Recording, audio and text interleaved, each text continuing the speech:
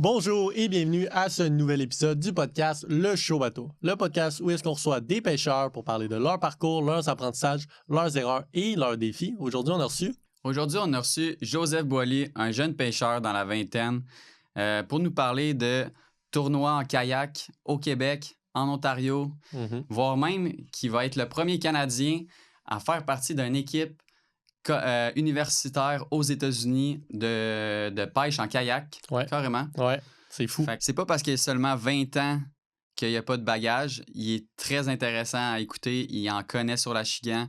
Un mot à retenir, son mindset. Il a un mindset d'acier, un mindset d'athlète. Ah ouais. C'est tellement un gars qui travaille fort pour ses buts. Vous allez l'entendre souvent dans le podcast. Mindset. Mais c'est vraiment intéressant. On voit que ce jeune-là, il a un beau potentiel. J'y souhaite le meilleur pour la suite, là. Ça vient compléter l'épisode avec Conrad, puis ça vient aussi compléter l'épisode avec Stéphane Blais pour le kayak. Fait que c'est un épisode rempli d'informations, vraiment intéressant. T'as-tu quelque chose d'autre à dire? Moi, j'ai trippé, j'ai eu du fun, puis laissez-vous surprendre. Laissez-vous surprendre. Fait que comme on dit toujours, pas de poisson, boisson.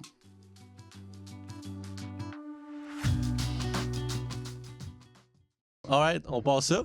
Ouais. Bonjour, Joseph Boily. On reçoit au podcast aujourd'hui. Écoute, la question que je pose tout le temps, je te la pose. Aimerais-tu te présenter pour les gens qui ne te connaisseraient pas encore? 100%. Moi, je suis un passionné de la pêche en kayak. Dans le fond, je pêche l'achigan en main générale. Je pêche aussi d'autres espèces, mais ça fait, en fait, peu de temps que je fais de la pêche en kayak de compétition. Moi, c'est surtout la compétition qui m'intéresse. J'ai développé une passion pour comprendre le poisson, éduquer les gens aussi à travers de mes expériences avec les réseaux sociaux et tout ça.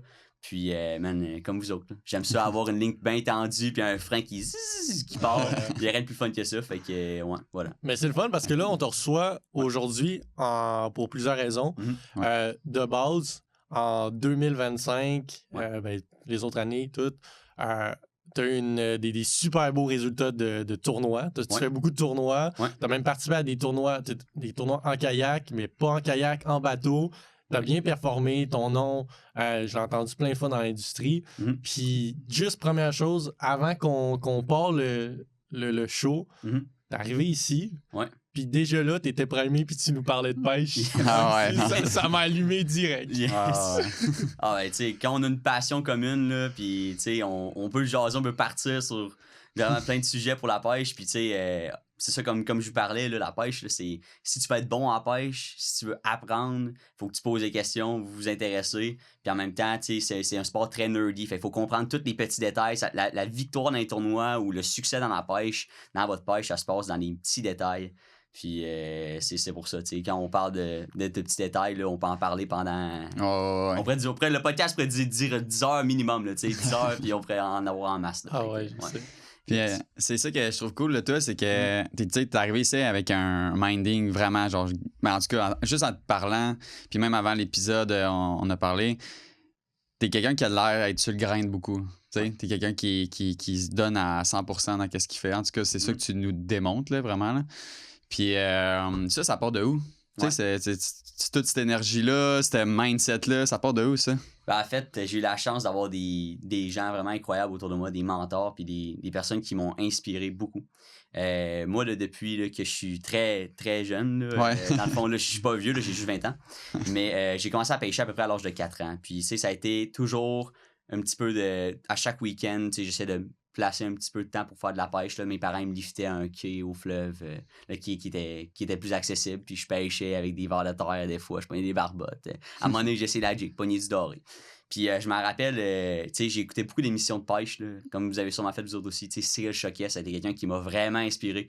Monstre d'eau douce aussi, là, tu sais, avec Jeremy Wade aussi, ça m'a vraiment intéressé. Puis là, plus que ça avançait, plus que j'ai commencé à m'intéresser à, tu sais, des pêches en spécifique. Puis, tu sais, l'achigan, c'est de quoi qui est très populaire aux États-Unis. C'est comme une espèce qu'on retrouve on les retrouve déjà dans la base dans 50 États des États-Unis. Dans les 50 États, il y en a. Okay. Il y en a partout. Okay? Puis il y en a même ici jusque, mettons, à la hauteur de Québec, puis même un petit peu en haut, là, jusqu'à une petite bouche. Fait que, c'est vraiment intéressant. C'est une espèce qui est partout, qui est globale, puis c'est facile à pêcher pour la quantité, mais il y a aussi l'aspect pour aller chercher de la qualité qui est plus compliqué, qui est plus concret.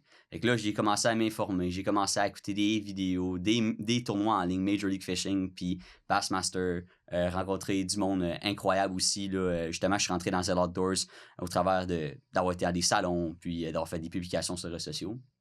Et qu'à travers de ça, j'ai rencontré des gens qui m'ont aidé aussi à m'élever. Donc, Conrad Bissonnette qui est passé à l'épisode ici, Max Lapie-Gilbert aussi, puis beaucoup d'autres gens là, qui ont été des mentors pour moi. Fait que dans la pêche ou dans n'importe quelle chose, on le sait, c'est qui tu connais.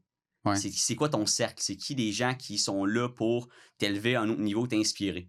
Puis ces gens-là, moi, ils ont toujours été là pour moi.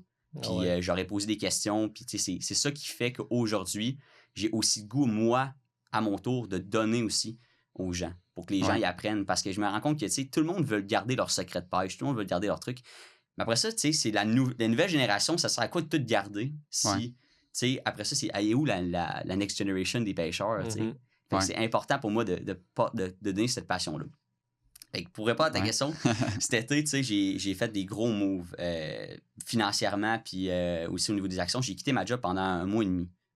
Dans le fond, moi, j'ai eu un appel cet été parce que moi, j'ai toujours voulu étudier aux États-Unis et faire partie d'une équipe de pêche. C'est pas tant étudier, OK? On s'entend, là? C'est plus faire partie de l'équipe de pêche de compétition, OK? Puis moi, en 2023, j'ai essayé de faire partie d'une équipe de pêche dans une université, puis c'était l'université de... ça s'appelle Wabash Valley College. C'était vraiment plus un collège, en réalité, là, fait que c'est un peu comme un pre-university aux États-Unis. Vous savez comment ça fonctionne. Là. Puis, dans le fond, j'avais approché, puis c'était pour être en bateau. Puis c'est pas eux qui m'ont approché, là. C'est moi qui ai fait comme toutes les démarches, puis ça marchait, là, j'étais rendu accepté. Puis là, quand j'étais arrivé pour avoir l'aspect financier de la chose, puis devoir payer ça, j'ai regardé ça avec mes parents, puis j'étais comme, oh, OK, ça coûte 33 000 par année, US. Avec le logement, tout. 50 000 Canadiens environ. Exact. Après ça, tu as des dépenses de tournoi aussi associées qu'il faut que tu fasses, puis c'est en bateau. Fait que là, moi, j'ai pas d'embarcation. Fait que, tu sais, advenant que je serais là-bas, je pourrais pas vraiment aller pêcher le week-end. Le monde part dans leur famille. Je serais un peu pogné là. Fait que, tu sais, ça a comme jamais fonctionné. J'ai comme mis ça de côté. J'ai comme abandonné ça. Fait que jusqu'à arriver à cette année, que là, je me suis dit, hey, j'ai eu des résultats l'an passé en tournoi. J'ai gagné mes premiers tournois.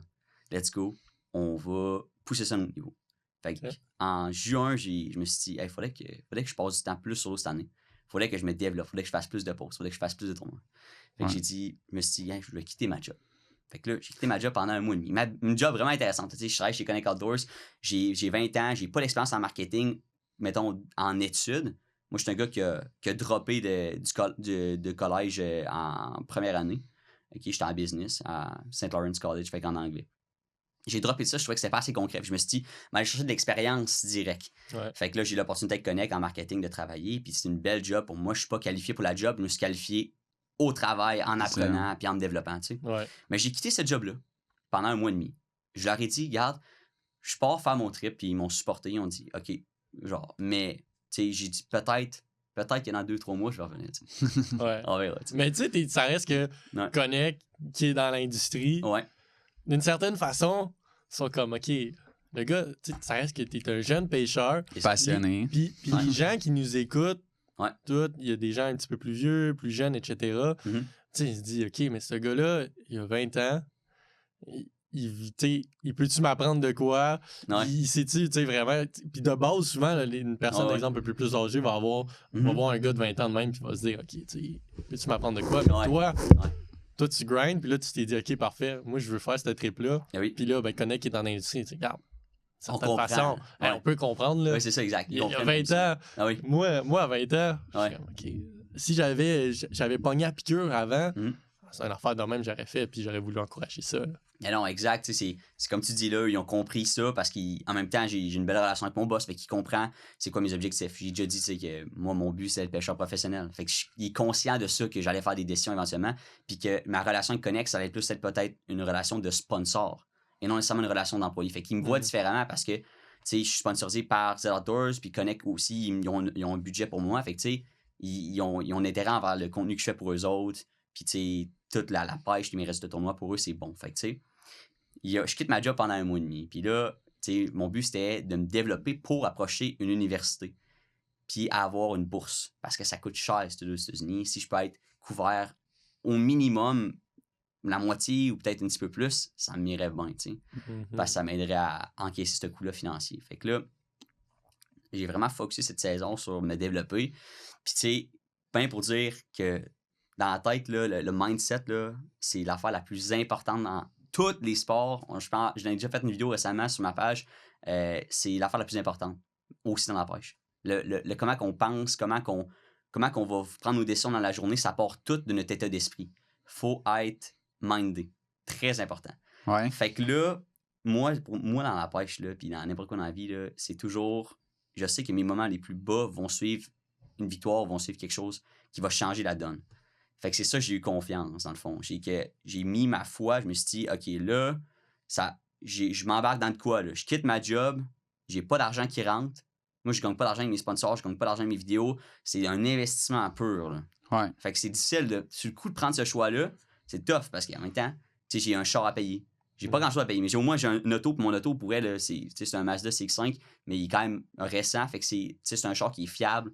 Ça coûte cher, les paiements de char, les assurances à mon âge. Non, mais c'est ça. C'est le coût de la vie, là. Ouais. Puis les tournois, les déplacements, ça coûte de l'argent aussi. Fait que, bref, j'ai pris ce leap of faith-là. Puis je me rappelle, j'ai fait un tournoi cette année, là, justement, Stéphane Blais, là, il en a parlé un peu, le tournoi Bassmaster, là, aux États-Unis. Ouais. Et ce tournoi-là, pour moi, ça a été mon pire tournoi à la vie. En termes de les résultats, je me sentais pas bien. Le mindset, justement, quand je parle de mindset, il était pas là durant la pratique. On dirait qu'il y avait des petites défaites qui réussissaient à me rendre à mon cerveau, puis là, j'étais comme tout déboussolé. Tu penses que t'as eu comme des échecs, puis là, ça t'a joué dans la tête, puis là, ça t'a comme tout... Le doute, est-ce que je devrais vraiment être là, le syndrome de l'imposteur, tu sais? Est-ce que je suis vraiment capable de me battre contre ces gens-là qui sont les meilleurs pêcheurs des États-Unis? Puis parmi les meilleurs pêcheurs du Canada qui viennent aussi, tu sais, c'est ça, c'est de rester... Le syndrome de l'imposteur, là, c'est la pire affaire, là, parce que tu te dis « Ah, man, j'ai pas de chance. » N'empêche, là, le pire, là, c'est que si tu réussis à trouver la technique de la journée, là, man, tu peux partir et tu peux exposer toutes les meilleures. Il faut juste que tu sois assez perspicace pour la voir, analyser les petits détails, puis la mettre en apprentissage, la mettre en pratique directement, là, tu sais. Fait que ce tournoi-là, ça n'a pas bien été, là, juste pour finir ça. Ça a pas bien été. 3 poissons sur mes 5. 3 sur 5, là, parce que là, toi, il fallait que tu en attrapes 5. C'est comme, vite, comment ça fonctionne? Dans le fond, c'est les 5 plus longs poissons que tu mesures sur la règle. Puis, dans le fond, tes poissons, tu cumules après ça sur une application. Tu envoies tes poissons, puis il y a un cumulatif. Puis, c'est en temps réel, c'est ce qui est cool, là. C'est un peu comme un Bassmaster. Ouais, tu vois ton ranking en temps réel. Okay. Fait que mes parents, ma mère, elle me suit, là, la capote. Là. Elle dit envoie-moi le lien. Mais là, j'envoie le lien. Puis des fois, c'est drôle. Dans mes stories, je mets des liens. Puis là, j'ai du monde qui m'écrive. Là. Moi, je suis comme. Je veux pas être dérangé durant le tournoi, mais là, je fais une indication. Ah ouais, let's go. Genre, ils voient que je suis en deuxième place. Ou, c'est drôle. Mais là, c'était pas deuxième. Sauf pour celle-là. Sauf celle-là. J'ai eu 3 poissons sur mes 5. C'était bien tough. Et je me rappelle que je me suis dit, garde, genre. T'es là, t'as payé 400$ pour faire ton tournoi, là. T'as mis du temps, t'as mis de l'essence. Va au moins serrer la main au gagnant, t'sais. Puis je suis allé serrer la main au gagnant, jaser avec eux autres, puis jasais avec du monde un peu autour, puis j'ai rencontré justement quelqu'un, là, c'est un jeune de mon âge, lui, il pêche gros, puis il fait beaucoup de tournois durant l'été. Lui, il était aux études aux États-Unis, justement, puis il vient de l'Ohio. Fait que j'ai acheté sur les réseaux sociaux, puis on s'est dit, j'ai dit, on est même si c'est dans mon coin, on ira pêcher, tu sais. Ça m'étonnerait qu'il vienne à Québec, mais si jamais il viendra à Québec, si jamais je m'en vais dans son coin, ce qui est le plus possible. Ouais. Fait que, tu sais, voilà, ça reste de même. Je m'en vais à mon auto, puis pour uploader une story, là, j'avais comme une petite story pour dire que ça avait pas bien été. Puis, tu sais, juste garder les gens au courant. Puis je disais que j'étais bien motivé. Pour moi, même la défaite, pour moi, c'est une motivation. Parce que là, je viens de serrer la main au gagnant. C'est un apprentissage aussi, là. C'est ça. Je viens de me rendre compte que le gars, il est pas différent de moi, tu sais. Ouais, fait que... je viens de me rendre compte que le gars, il est pas différent de moi. Fait que, tu sais, moi tout, je peux être comme lui, tu sais. C'est ça l'affaire. Faut tout le temps que tu te restes dans ta tête que le gars, on est tous pareils là, à la fin de la journée. C'est juste une question d'expérience. Le gars, un petit peu plus de millage. Il a comme plus compris comment ça marchait. Puis là, tout simplement. Fait que, puis là, je me rappelle, je m'en vais à mon char, puis ça cogne dans ma vitre. Puis je suis comme, viens. Puis c'est le gars qui vient de l'Ohio de 20 ans qui me dit hey, j'ai fait un peu la logistique. Toi, t'es-tu aux études? Tu as 20 ans. Je dis non, je suis pas aux études. Il a dit OK, t'as-tu des équipes de pêche à la Chican en kayak au Canada? J'ai dit hein? J'ai dit ben non, mais c'est drôle que tu me dis ça parce que il y a 2 semaines, j'ai quitté ma job justement pour approcher une université. Il a dit OK, hein? Ben si tu veux, demain, nous autres, on s'en va pêcher à un autre lac, pas loin. Moi, j'ai pas de job, j'ai rien à faire. Let's go, je m'avais pêché avec des gars. Il y avait des gars de son équipe qui étaient là aussi au tournoi. Okay. Fait que Là, j'ai pas dit ça, là, mais bref, il était dans l'équipe de pêche de l'école, justement. OK. Fait que là, je m'en vais avec eux autres, puis ça a donné que j'ai resté avec eux autres dans leur Airbnb pendant 2 jours. On a jasé de pêche. Je suis devenu ami avec eux autres. Yeah. Puis pas plus tard que lundi suivant, après le dimanche, en fait, dimanche, lundi, une journée après, le coach m'écrit « Hey, quand est-ce que t'es dispo pour un meeting? » Ah ouais, hein? Fait que, tu sais, après ça, là, il y a eu tout le processus d'acceptation, visite de l'école. Là, je suis accepté. Fait que le 5 janvier, en fait, je monte avec ma mère. Je vais aller me setuper à l'université. C'est à Carson Newman University, au Tennessee. Puis je suis le premier Canadien à faire partie d'une équipe de pêche aux États-Unis en kayak. Ah ouais, hein? Malade. Hey, Félicitations là, pour ça. Là. Hey, t'as dû tellement être Ah oui. hype, mais ça n'a aucun sens. Là. Sérieusement. Surtout que, tu sais, là, tu penses à ça, tu dis, OK, parfait. Alors, je lâche ma job parce que j'ai ce projet-là en tête. Puis ça te tombe un peu dessus, mais en même temps, tu as créé ta chance d'en voir. Ça te tombe dessus de même, toutes des boules. T'es dans Airbnb à parler avec d'autres passionnés, des tripeurs. Puis là, tu dis, OK, parfait, là, j'ai été sélectionné, puis je m'en vais au Tennessee. Grinder la pêche, puis étudier un peu en même temps. Ouais, étudier un peu en même temps, c'est le deuxième truc, mais ouais, exactement. Puis ça part en même temps de, tu sais, si t'avais pas été à la fin de ta game, t'aurais été pas jasé avec le monde, puis tu sais, tout ça, là, c'est là ton opportunité que tu es allé à la saisir. Exactement. C'était pas comme découragé, puis juste comme, fuck off, là, je m'en vais, puis j'essaie de l'oublier. Non, regarde, t'es allé, t'as fait acte de présence, t'es allé jaser avec le monde, t'as appris, bang, ça a déboulé.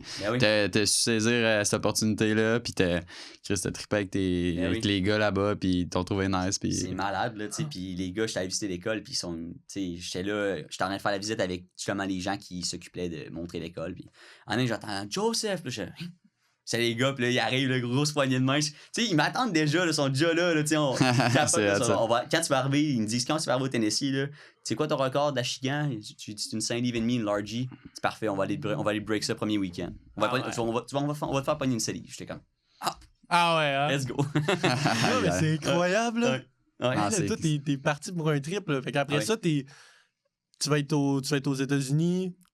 Mon but, c'est sûr que ça serait de rester aux États-Unis après, pour me trouver un job, quitte ou aller professionnel direct. Parce que là, pendant une couple de base là, pour les études, toi, tu vas rester là pendant quelques mois de base. OK, 4 ans. Là. 4 ans. Mais dans le fond, à chaque 6 mois, je vais revenir ici pour faire l'été, mettons, ou genre, je vais avoir le break du temps des fêtes. Là. Okay. Mais, tu sais, je veux dire, je vais être là-bas pas mal toute l'année. Ah ouais, OK. Fait que bon timing de te recevoir au podcast maintenant, avant qu'ils se mettent à pêcher en débile, à mettre des stories, des trucs pour puis on regarde ça, puis qu'on soit juste en train de baver, puis d'être jaloux, puis d'être comme, OK, les gars, ils trippent, là. Ah ouais! Non, c'est mal. Nice. OK. Fait que là, ça, c'est ça, c'est la grosse affaire. Là. OK. C'est la grosse annonce, c'est le gros projet, là. Tu sais, n'importe qui écoute, là, s'il y a des jeunes passionnés, là, moi, je vous dis, chase your dream, là, genre, suivez votre rêve, si vous avez une vocation, allez-y, là, parce que vous avez, des fois, là, moi, je me sens pas qualifié d'avoir été accepté, là, je suis pas différent de personne, j'ai juste mis le temps, j'ai juste mis l'effort, puis tout le monde peut le faire, là. Je suis pas spécial, là. Je suis vraiment pas spécial. J'ai juste décidé de me dédier à ça. Puis la pêche, c'est un art. Faut que tu mettes ton temps, ton énergie, t'écoutes des vidéos. Faut que tu penses juste à ça quand tu as du temps libre. Faut tout le temps, à chaque jour, là, si tu peux faire une affaire pour t'améliorer à la pêche, là, que ce soit lire une revue magazine de pêche, checker Google Earth un peu, juste à chaque jour faire une petite action, un petit pas vers la bonne direction. À un moment donné, ça cumule, puis c'est incroyable. La différence de niveau que tu peux aller chercher versus d'autres personnes. Ça va vite. Ça va vraiment vite. Moi, je suis vraiment la personne qui peut prouver ça. Je veux dire, ça a pris 1 année de tournoi avant que... En fait, ça a pris 3 tournois avant que j'en gagne mon premier. Okay. Mon premier tournoi que j'ai fait, j'ai fini 3e. Mon deuxième tournoi, on a fait 0 fiches. 0. Ah ouais, la catastrophe. Ça, c'était tough. Catastrophe. C'était très difficile. La pratique était quand même correcte. Ça a complètement fumble au tournoi. Là, je m'en rappelle, je gardais ça en tête. J'étais là l'année prochaine, là, parce que c'était la finale des tournois. Là, c'était comme ça finissait par celle-là. Je me suis dit, l'année prochaine, là, ça va être différent. Je me suis vraiment dit ça. Mindset, là, tu sais. Puis là, mindset. Le mot. C'est le mot spécial. Mindset. Puis là, j'arrive, l'année d'après, premier tournoi qu'on fait, à la pratique, là, c'était à l'ouverture de la Chigan, en fait. Fait que le 14 juin, on était allé pratiquer, fait qu'on ne peut pas avoir de canne, pas de leurre, rien. Fait qu'on était juste là en train d'utiliser nos yeux pour trouver les spots. Puis justement, tu sais, comme vous l'avez parlé dans certains podcasts, vous autres, c'est le moment de l'année que vous avez plus de facilité début de saison, tu sais, parce que les poissons sont chaloux. Ben, c'est ça. Moi, je vais de la même affaire. Puis nous autres, la différence, c'est qu'on a trouvé pas les mâles, on a trouvé des femelles à ce temps-là d'année. Fait que souvent, les femelles, comme je suis allé dire un peu à d'autres personnes qui ont passé sur le podcast, tu sais, les femelles, ils ont tendance à aller plus dans le deep. Mais encore là, si tu trouves des spots de transition, là, ça peut payer. Fait que là, moi, j'arrive, en rappel en pratique, je cruisais, j'arrive, oh, ici bas, ils sont là, man. Je vois des 4 livres, des 4 livres et demi, des 5 livres, là, j'étais là, OK. Genre, demain, je marque le spot, là, je pèse 6 fois sur le waypoint. Ils sont là. Ils sont là, il faut qu'ils restent, là. Ah ouais, c'est ça aussi, il faut qu'ils restent, là. Fait que là, le lendemain arrive, puis, man, je te pète ça, man, tac, j'en ramasse plein, là, tu sais, puis c'était malade, là, tu sais, j'ai eu ma meilleure journée de pêche à la vie, puis jusqu'à ce jour, ça a été tough à battre parce que j'y voyais. Puis là, à un moment donné, je travaillais mon drop shot, là, je sais quelle heure, puis c'était comme un petit mené, là, ça twitchait de même, là, ça bougeait. Puis à un moment donné, là, je voyais un achican qui sortait du dehors de la roche. Là, je voyais, puis c'était une 4 livres et demi, là. J'attendais. Je ferais, puis ça barrait, là, puis c'est gros saut, là, je baisse la rolle, complètement débile, tu sais. Fait qu'on a fait le record. On a fait le record de la trail avec ce tournoi-là. Ah ouais. 96 pouces et demi, un bag d'à peu près 21 livres, mais après la ponte. Fait que c'est des excellents achigans, c'est des belles tailles, là. Ah ouais, hein. Puis tu sais, record de la trail, on a gagné. Fait que c'est comme ça a été la confiance qu'il me fallait pour comme vraiment continuer de me développer dans cette passion-là. Ouais. Ça prend une victoire, ça prend un succès, une deuxième position, un podium pour que ça donne toute la confiance d'y aller all-in. Ah non, c'est sûr que ça donne le jus pour continuer. Là. Exact. C'est ça. Ah ouais. Hein. Aïe. Malade. Fait que là, moi, ça va capoter ton mindset, comment que je disais au début là, que tu graines, tout le monde peut le ressentir là, à l'écoute là, de ça. Là.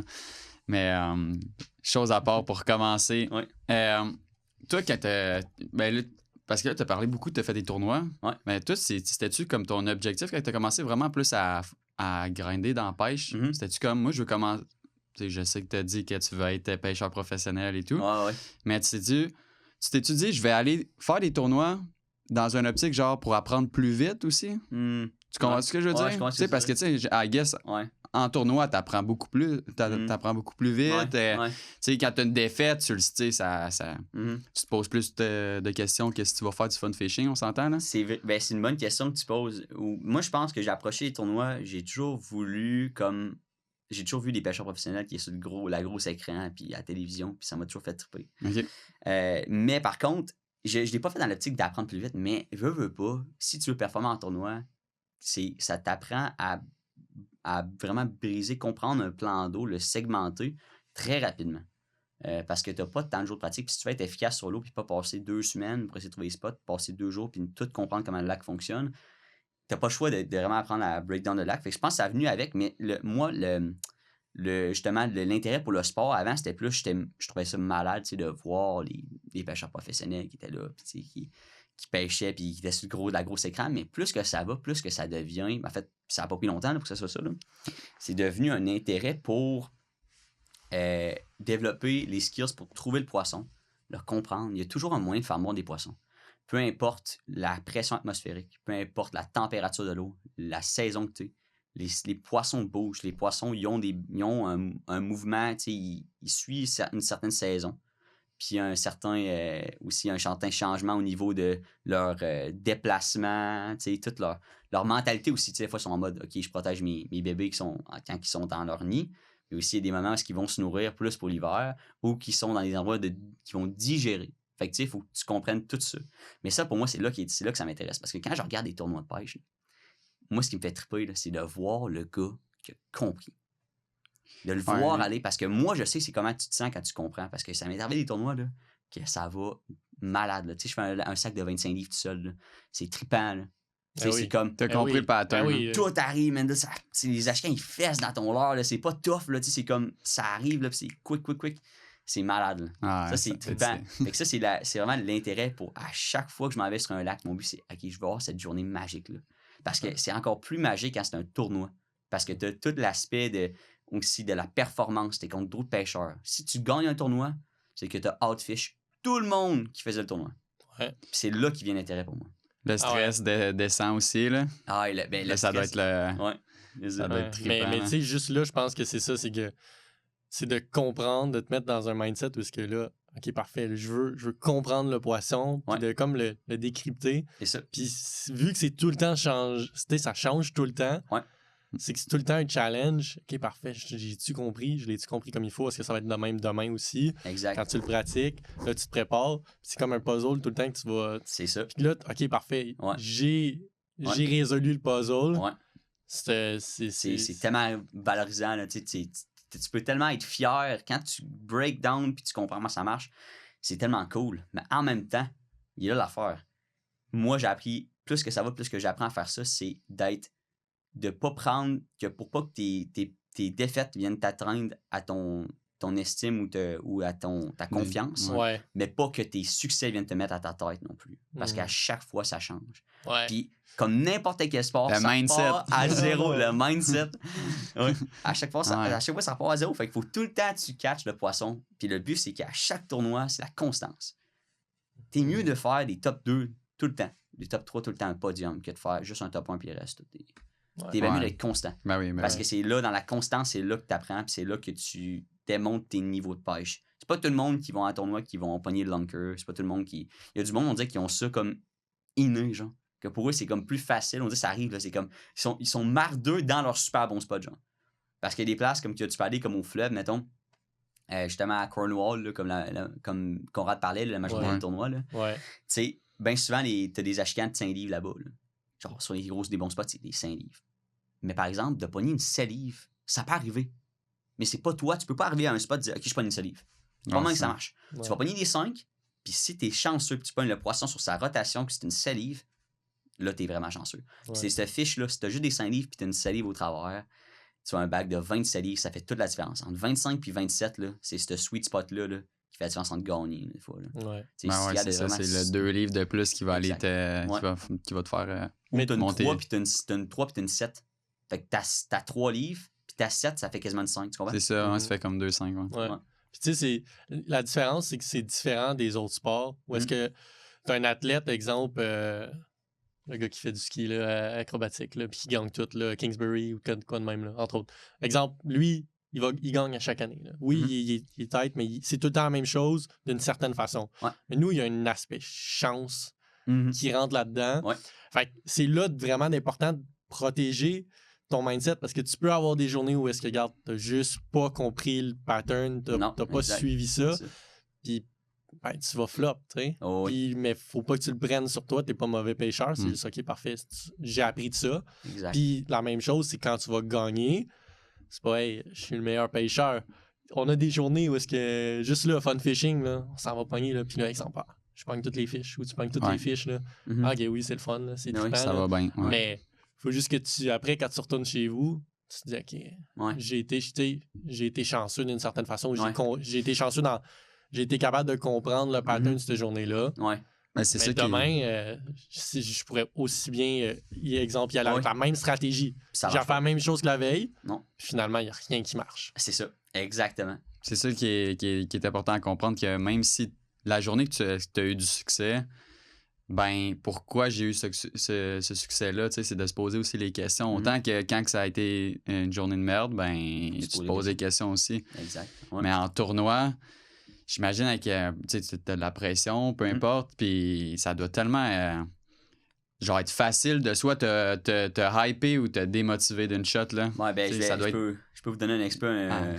Aux États, ça a dû être tough, là, tu sais, mettons, là, t'es arrivé là, puis t'es fuck. Aux États, ça a été tough, mais en même temps, je me suis rendu compte que, genre, ça faisait toute partie du plan, en fait. Moi, je vois toutes mes défaites comme étant quelque chose que je peux apprendre. Fait qu'à la fin, j'y tourne toutes comme des victoires.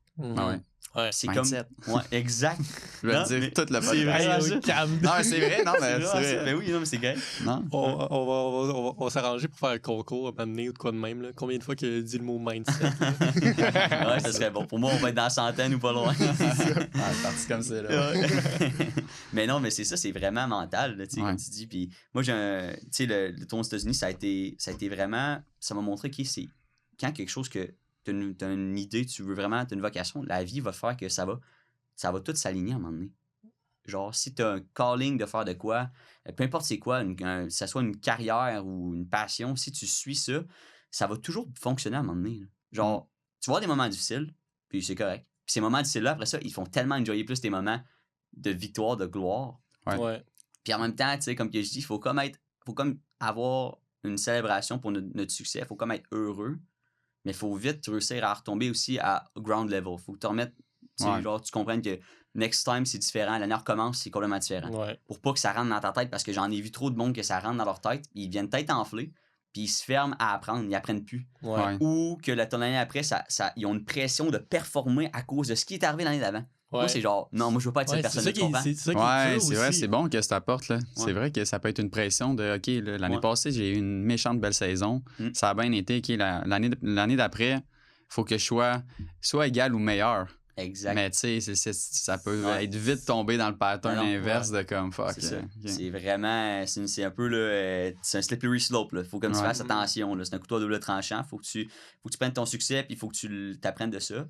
Puis en même temps, ben, faut que tu te remettes des fois dans l'état d'esprit de comment tu étais, comment tu te sentais quand tu as eu ce succès-là. Qu'est-ce qui t'a apporté? C'est quoi ton état d'esprit quand tu as eu ton succès dans ta meilleure pêche que tu as faite? On oublie les tournois, là, juste la meilleure pêche que tu as faite dans ta vie. Comment tu te sentais? T'étais-tu ouvert d'esprit? T'étais-tu heureux? T'enjoyais-tu vraiment le sport pour ce que c'est? Parce que dans la pêche, dès qu'on perd l'essence de pourquoi on aime ce sport-là, c'est là que tu deviens trop focus sur la performance, t'as le stress qui embarque.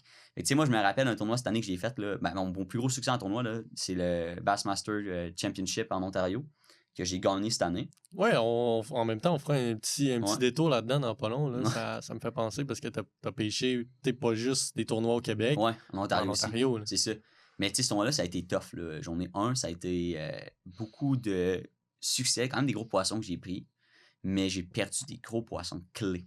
Genre vraiment clés. Puis c'était crève-cœur. C'était genre, je fightais le poisson, puis c'était genre une 21 pouces, 5 livres et demi, 5 livres 3 quarts, genre quasiment une 6. Là, je la fightais, puis là, je pèse ma canne, tu sais, elle saute.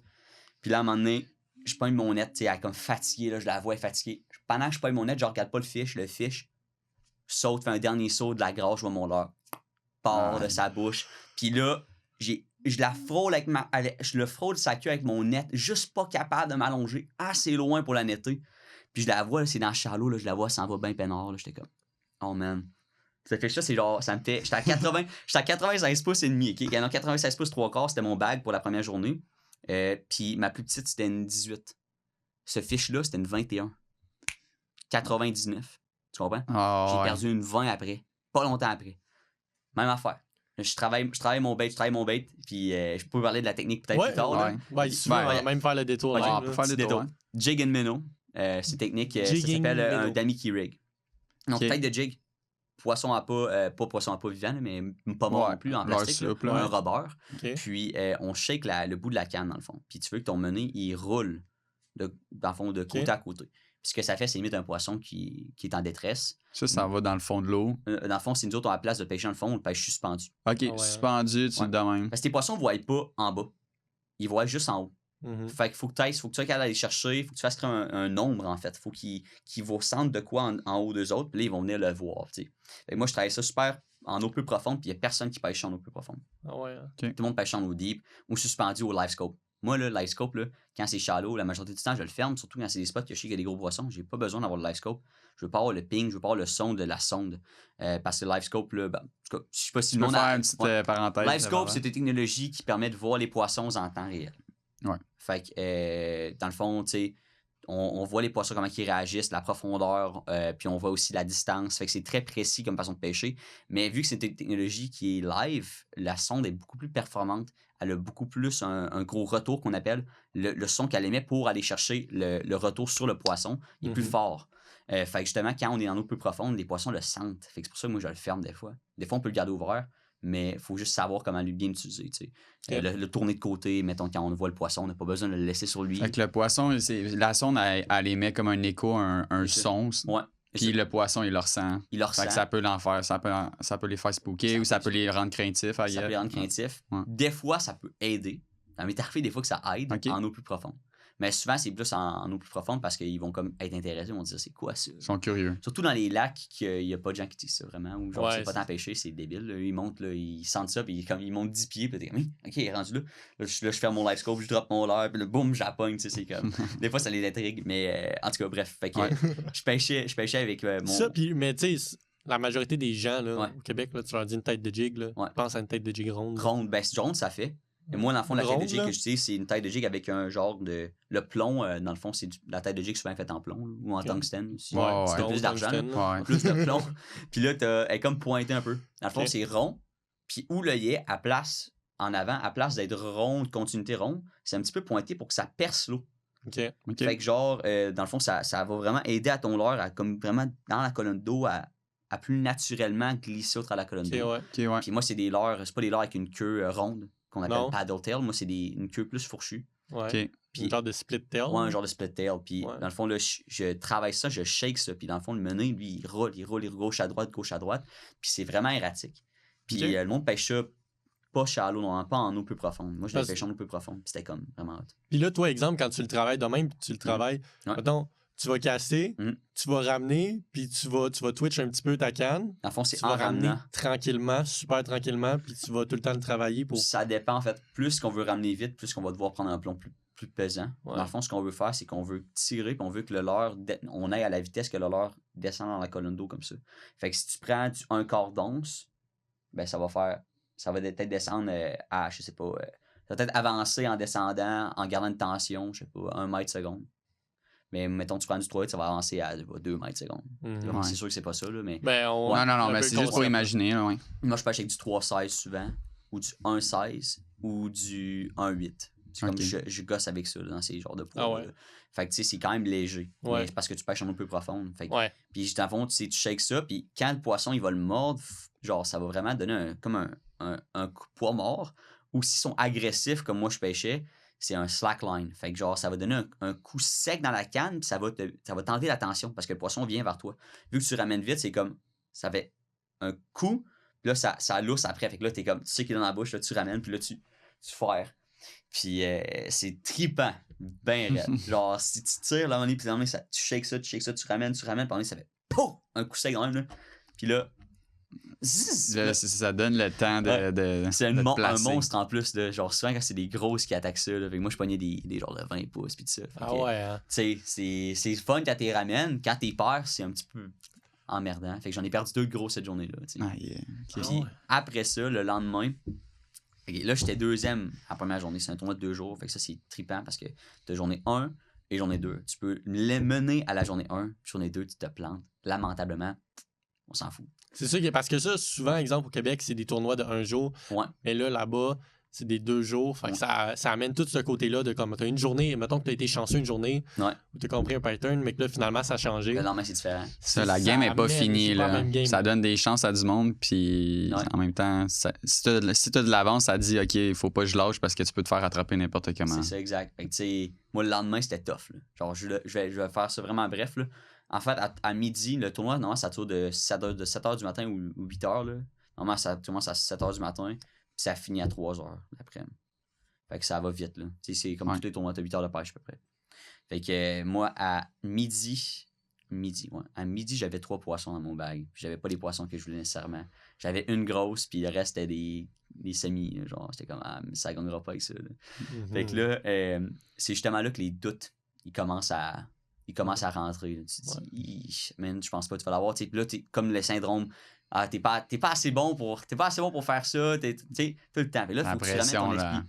C'est quoi? C'est la foi au-dessus de la peur. Moi, c'est mon saying cette année. C'est tout le temps, aie confiance en les choses que tu peux pas voir. La foi, c'est avoir foi. C'est quelque chose que tu vois pas. Puis tu as confiance que ça va arriver. Genre, tu fais juste laisser les choses arriver. Puis c'est toujours garder ta tête, keep your head down, genre, garde ta tête, puis grind, là, tu sais, genre, arrête de regarder autour tout ce qui se passe, arrête C'est pas d'analyser tout, fini. Hein. un pas à la fois en avant. Fait que, chez moi, je me rappelle, les scores ferment à 2h45 pour les derniers 45 minutes du tournoi.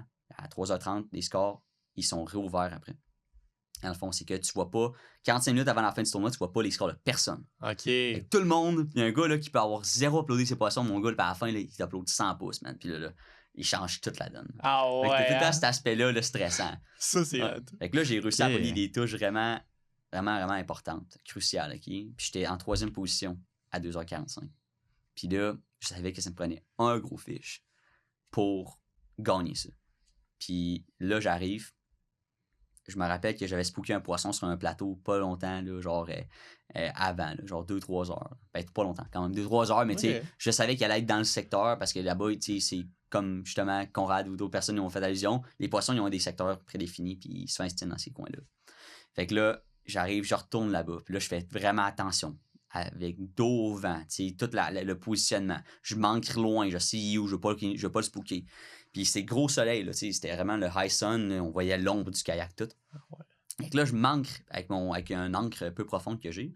C'est un peu comme une power pole. Je sais pas si vous avez déjà entendu parler. Ouais. C'est comme des bras qui tombent dans l'eau. Ouais. Moi, c'est une micro. Fait que c'est juste une pole qu'il y a vraiment un moteur, puis ça la descend, puis ça la rentre dans le sable ou dans de la roche. OK. Ça, c'est vraiment pour éviter genre de spooker le fish que tu utilises cette technique-là? Dans le fond, de continuer d'avancer. C'est comme un ancre. OK. Si tu as un moteur électrique qui te replace tout le temps, ça fait du bruit. C'est ça, fait que ça fait du bruit, fait que tu veux pas... C'est ça. Fait que là, moi, je m'ancre. Puis là, j'étais comme ancré, j'ai mal foutu. Là. J'ai droppé ma pole entre deux roches. Fait qu'elle a jamais. OK. Fait que j'ai sauté ma batterie de mon power pole. OK? Je vais laisser ça. J'ai sauté ma batterie, trop de force. Puis j'essaie de la lever, puis la batterie a juste lâché. Là. OK. Et là, j'étais bon. Fait que là, fallait que j'aille en arrière, imagine-toi donc, pour lever mon pic manuellement. Là. En arrière d'un kayak, là. Je suis pas en bateau, c'est pas stable. Là. Faut que je passe derrière ma boîte de kayak parce que je mets toutes mes leurres. Faut que je sois debout au travers des cannes. En tout cas, c'est juste drôle. Ça va pas être évident. Ouais. Là, j'arrive, puis là, je vois un poisson. Man. Je vois le poisson que je parle. Là.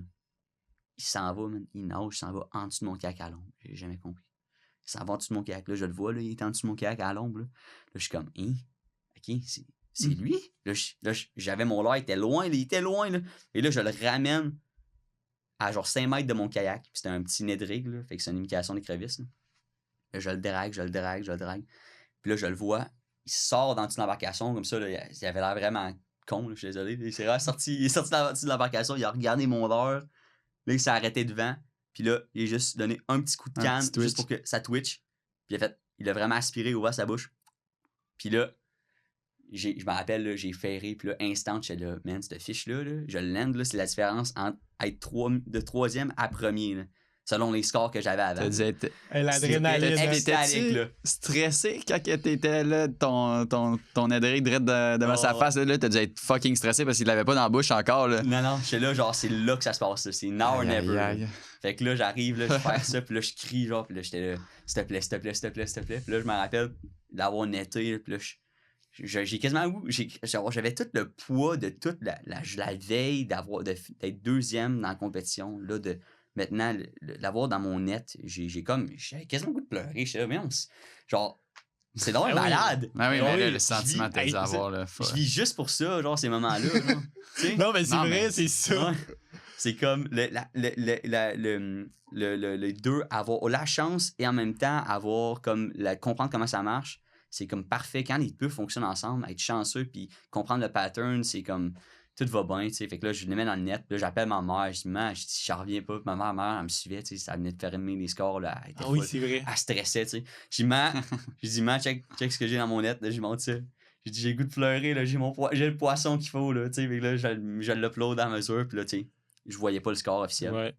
Et que là, le score, quand il a rouvert, ben, je me suis rendu compte que, hey, j'avais gagné. Puis, juste pour dire, dans le fond, ce tournoi-là, c'était un qualificatif. Non seulement c'était le championnat Bassmaster de l'Ontario, mais c'est qualificatif pour se qualifier pour le championnat Bassmaster aux États-Unis, qui est le Big Championship. Tous les meilleurs des États-Unis, de tous les États, puis les meilleurs du Canada, puis Ontario, Québec, toute la gang se rassemblent pour faire le tournoi. Fait que je me suis qualifié parce que c'est les top 3 qui se qualifiaient. Fait que tu comprends, c'était comme malade. Puis ça a donné que c'était au Tennessee cette année. Ah ouais. C'est dans l'État que j'étudie en plus. Tu sais, quand tout aligne, là, tout aligne. Ah ouais. C'est le mindset. C'est le mindset. Mais là, attends, fait que là, ce tournoi-là, c'est. Ouais. Le tournoi qui est là, tu t'es qualifié pour. Ouais. C'est quand?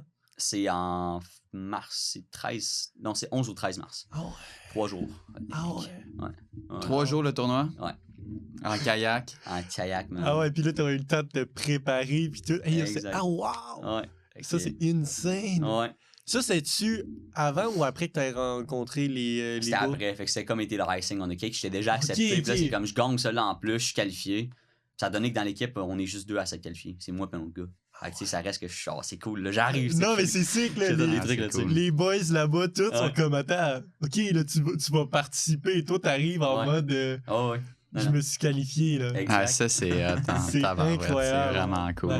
Fait que là, t'as fait, exemple, ça, c'était un des tournois, puis là, t'as fait plusieurs tournois aussi, exemple, en Ontario. Ouais, j'en ai fait quelques autres en Ontario, puis quelques autres aussi au Québec. Là, je fais de la trail Team Brother Fishing. Là. Ça s'est bien passé? C'était une bonne année. En fait, on a eu une malchance en début de saison. Là. On a eu un problème de réseau au premier tournoi de la trail au Poisson Blanc. Puis, en fait, on était deuxième position techniquement. C'est juste que mon partner, son sel, il a comme bugué. Sa SIM card n'est pas bonne.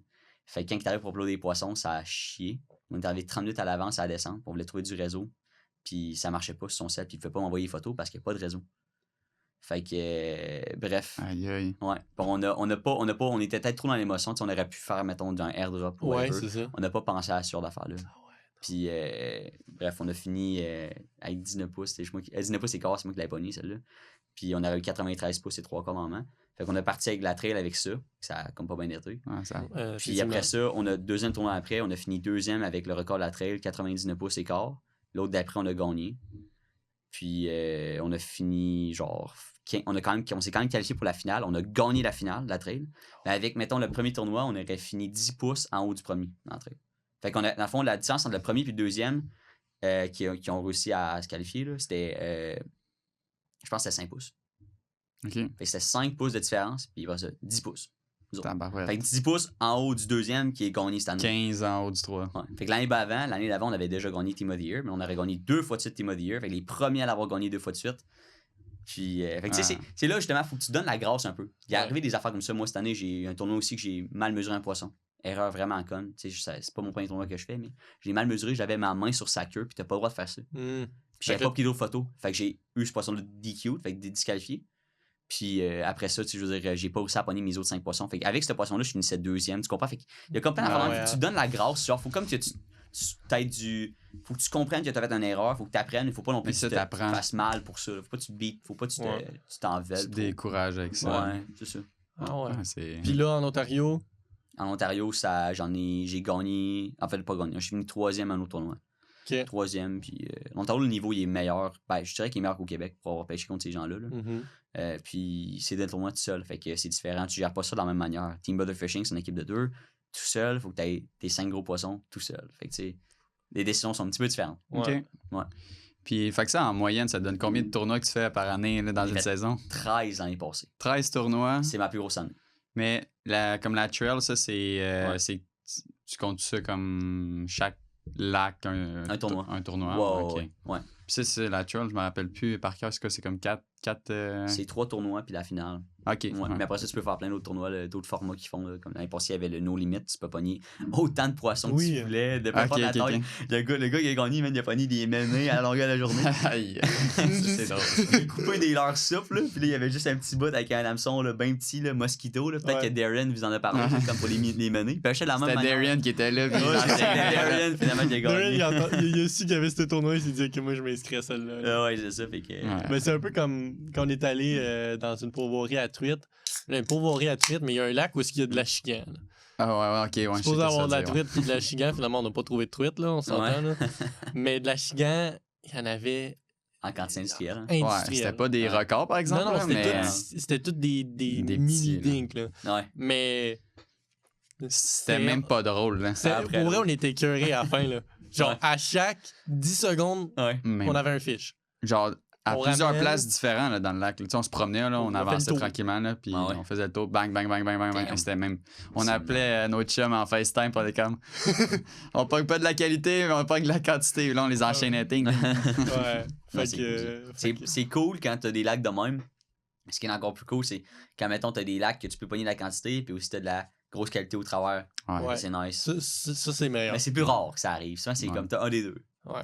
Fait que là, toi, exemple, au Québec, là, toi, tu viens de Québec. Ouais.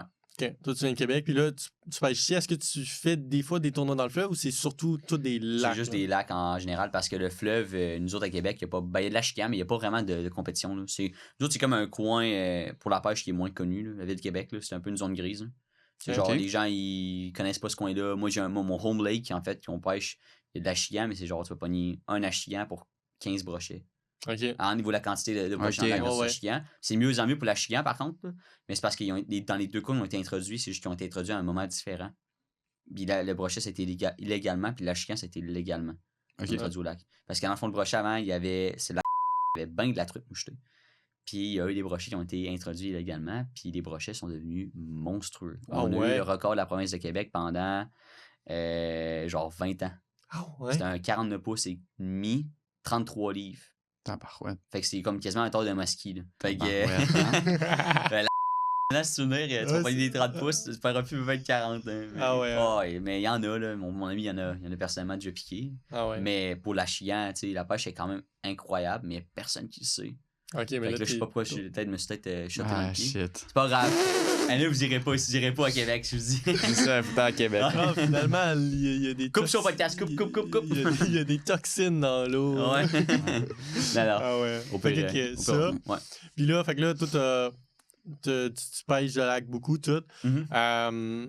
Là, on avait fait, exemple, un épisode sur la chigan avec Conrad. Mais Conrad qui pêche beaucoup le fleuve. Selon toi, différence fleuve versus lac, y en a-tu bien gros sur le comportement de la chigan? Oui, ben, je dirais la différence, c'est que le fleuve, les poissons sont positionnés plus à des endroits spécifiques statiques. Parce qu'il y a du courant. Fait qu'ils peuvent pas décider, mettons, s'ils veulent décider de changer de spot complètement, ça leur prend beaucoup d'énergie. C'est pour ça que, comme il expliquait, les poissons, le roulement, souvent les poissons vont être dans le même secteur, ils vont avoir leur spot plus deep, le spot plus shallow, puis ils vont rester dans ce coin-là. En lac, c'est différent parce que la rotation de poissons est vraiment plus grande, parce que les poissons, ils ont pas... ils peuvent facilement aller de spot en spot, il n'y a pas de facteur de courant, il y a moins ça, tu sais. Fait que moi, en lac, dans le fond, comment j'ai pêché, souvent, c'est juste, tu trouves un area qui est beau, puis tu sais que si, mettons, tu as des poissons qui sont là la veille, la journée du tournoi, il va en avoir d'autres. C'est juste le spot en soi, il est bon, puis les poissons, ils vont pas nécessairement... ils peuvent rotationner, il peut y avoir d'autres poissons qui rentrent. Fait que des fois, ça peut être une 5 livres, le lendemain, c'est une 7. Ça peut être vice-versa, tu sais. Fait que, mais ce que j'aime du lac, c'est que les différentes structures, tu as tellement plus de... On dirait que tu as plus de changements. T'sais. Des fois, en rivière, tu vas avoir, mettons, un île qui va faire un break de courant. En lac, c'est comme, OK, tu as plein de trucs. Là. Tu peux trouver des arbres morts, tu peux trouver des... Tu as plus de structures... Des structures différentes. Différentes dans le lac.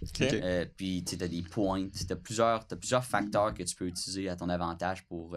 justement trouver où les poissons à pas, puis après ça, tu trouves les poissons prédateurs. Puis moi, by the way, je check jamais pour les poissons à pas. Moi, ce que je fais, comment que je fais mes tournois, c'est que structure. Orienter les mouvements saisonniers des poissons, puis les poissons à pas, ils suivent ça. T'sais, ils suivent, dans le fond, où est-ce que les achicans vont aller. Les poissons à pas sont déjà là. Ils vont où est-ce qu'il y a de la bouffe.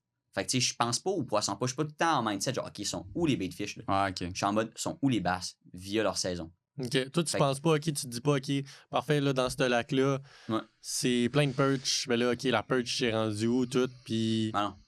Non, pas en tout. Moi, c'est juste orienté structure, mouvement saisonnier des poissons. Fait que, mettons, un petit breakdown facile. Début de saison, je vais chercher des baies sablonneuses avec du gravier, un petit peu, puis des fois des grosses roches.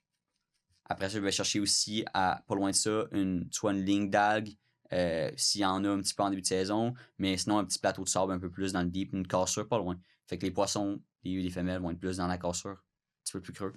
Offshore des spots. Fait que tous des petits facteurs comme ça. Après ça, quand l'été arrive, le mois de juillet, tu sais, mois de juillet, moi je le pêche, la chicane petite bouche, tu sais, je le pêche en tournoi, fait que je les trouve, peu importe quoi le mouvement saisonnier, je les cherche, je les trouve. Je les trouve, puis avec un live scope comme vous avez, c'est plus facile justement de permettre de break down ça. Puis quand arrive la fin de saison, fin été, les weed lines, donc les algues deviennent les weed lines, fait que les lignes d'algues deviennent plus luxuriantes que jamais. Ça attire toutes les sortes de poissons à pas, puis les achicans sont toujours là.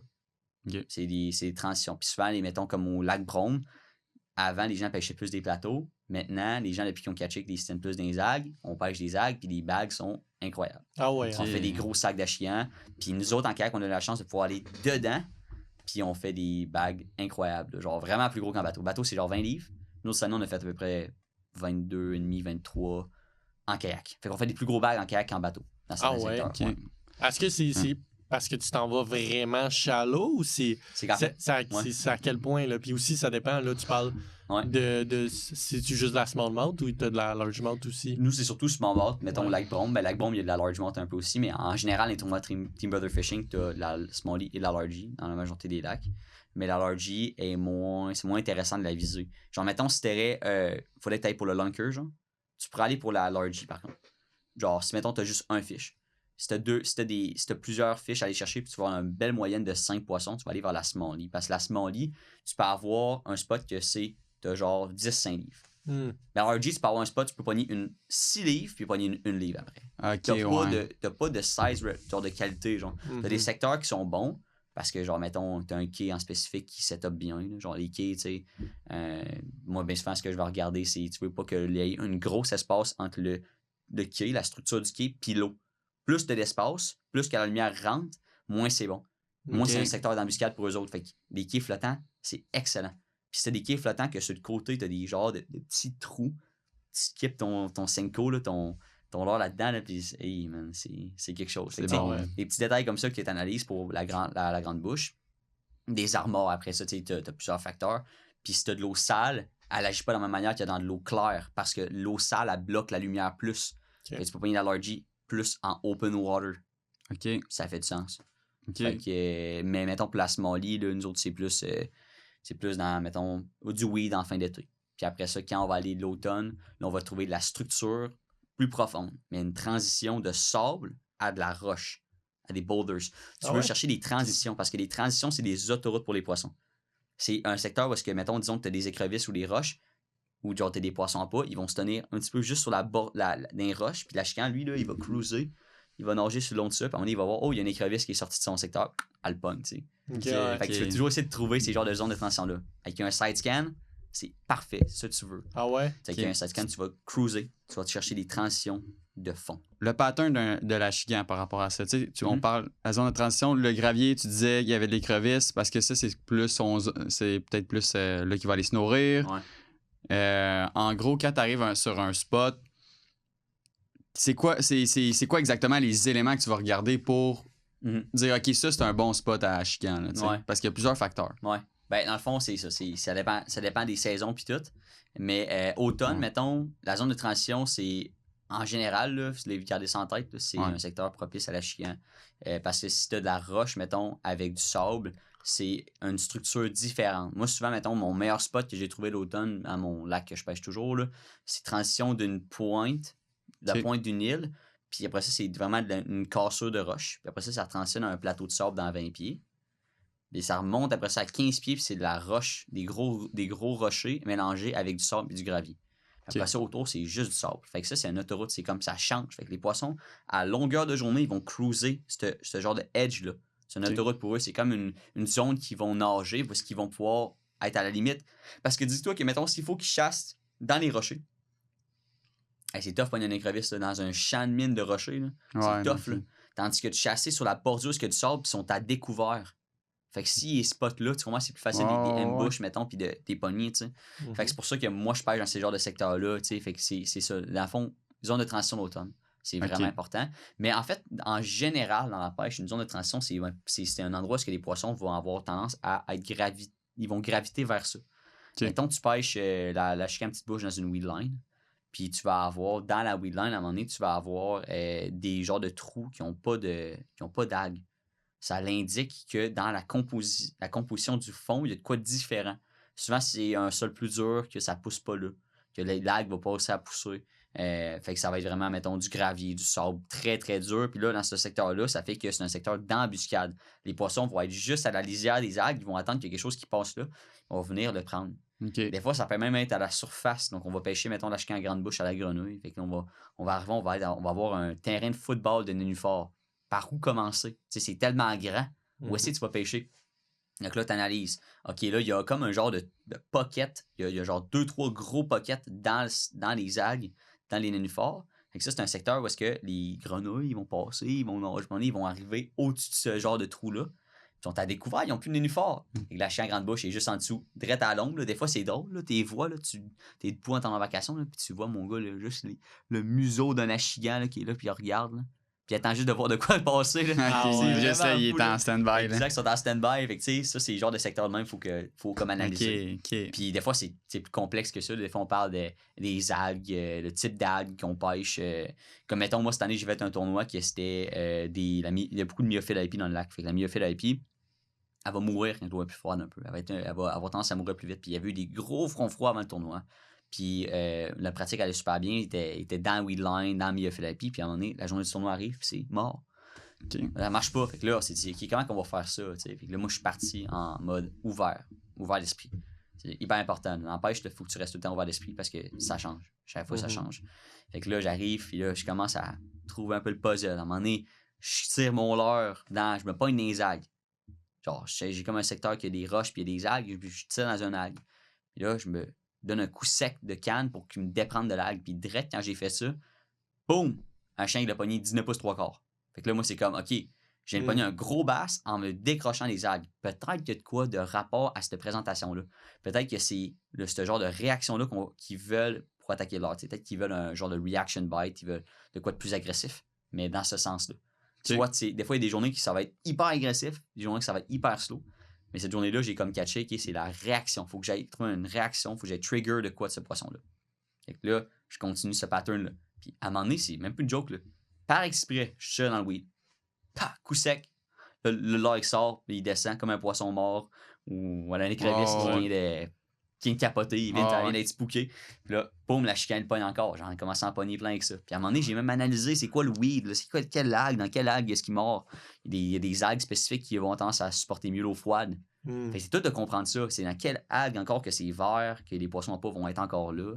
Parce que si l'algue est plus verte, il n'y a plus d'oxygène. Elle génère plus d'oxygène. Pourquoi il y a des poissons à peau qui seraient là? Ça n'a aucun sens. T'sais, ils vont pas être dans les algues qui sont comme toutes choked up, qui n'ont plus d'oxygène, qui n'ont plus rien. Ils vont dans de quoi de vivant. Fait que dans plus que la saison progresse, l'automne, début octobre, faut trouver des algues qui sont encore verts, mettons, avant d'aller une transition d'automne. Puis les algues qui sont encore verts, ça veut dire plus creux. Parce que l'eau froide, l'eau dans le fond, quand on va aller plus creux, ça va comme la fluctuation de température va être moins affectée. Elle va moins affecter. Fait que mettons en place de pêcher dans le 8 pieds, on va pêcher en 15 pieds. Les algues. Fait que là, tu vas trouver avec ton side scan ou ton live scope des genres de transition d'algues. Des fois, la lisière d'algues dans le plus creux, genre. Fait que tu vas avoir du sable, puis là, tu vas avoir la lisière d'algues. Ah ouais. Puis le best, mettons, c'est de quoi de différent, comme dans la pêche, là. Fait que zone de transition, c'est différent. C'est pas partout que ça. Puis c'est clair, ça fait changement. Ils sont pas d'un grosse roche, ils sont dans la zone de transition. Fait que, mettons, tu vas arriver, puis là, tu vas trouver une ligne d'algues, puis là, tu vas bouger ton live scope ou ton side scan, puis tu vas voir une patch d'algues qui est séparée de toute la gang. Qui est à part. Moi, je me rappelle à un moment donné au tournoi, justement, que je vous parle, j'avais trouvé ça à un moment donné. Je tournais mon live scope, puis là, je voyais la ligne d'algue. Je tourne ça, puis il y a une patch d'algue de genre 10 pieds par 10 pieds. Ouais, un trou. Ben, pas un trou. Mais... genre de patch. Un mini-champ. C'est genre dans 15 pieds d'eau, puis la patch d'algue, elle monte jusqu'à 12 pieds.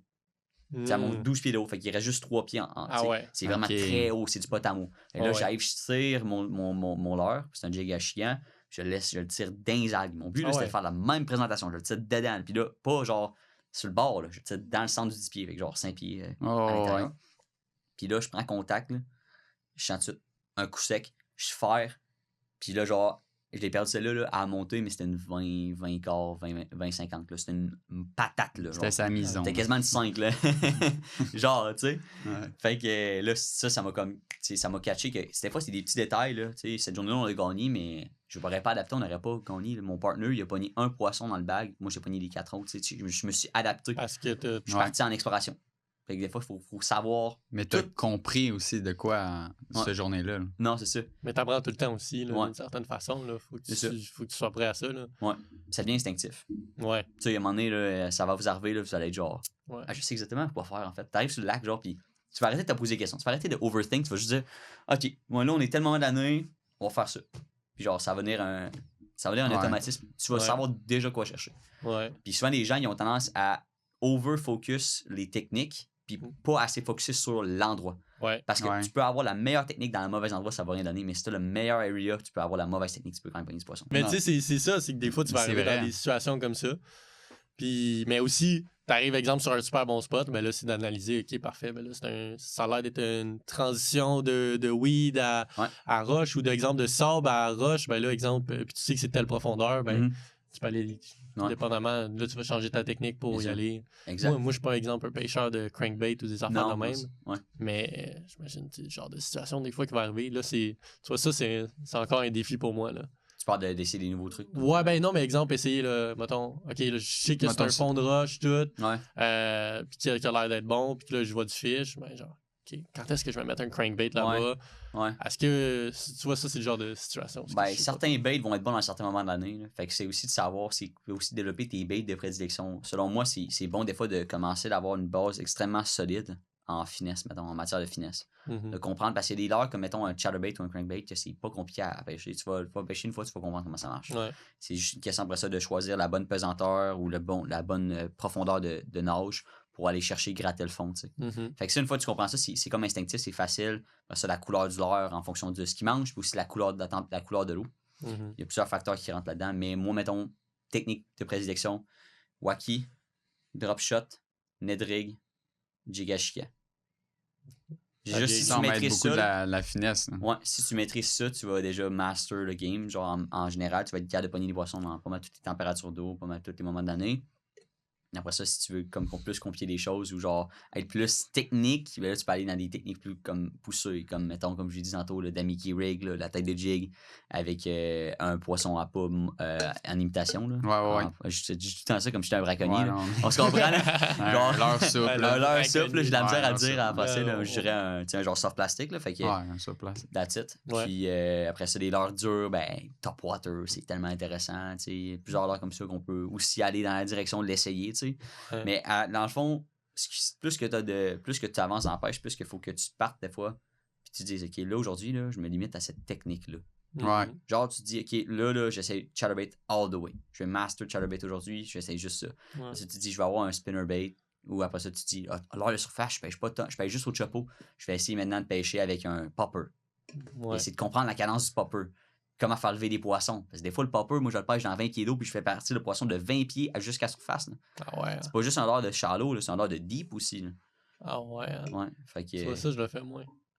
LiveScope, là, c'est puissant parce que des fois, tu le vois. Ouais. Tu vois comment il réagit. Des fois, ils sont pas down de monter. Là. Ouais. Mais des fois, ça va arriver, là, tu vas popper, puis tu vas voir, ils vont monter tranquillement. Puis là, quand ils montent, là, c'est pas genre, ils montent pas genre progressivement, ils montent en chandelle. Là.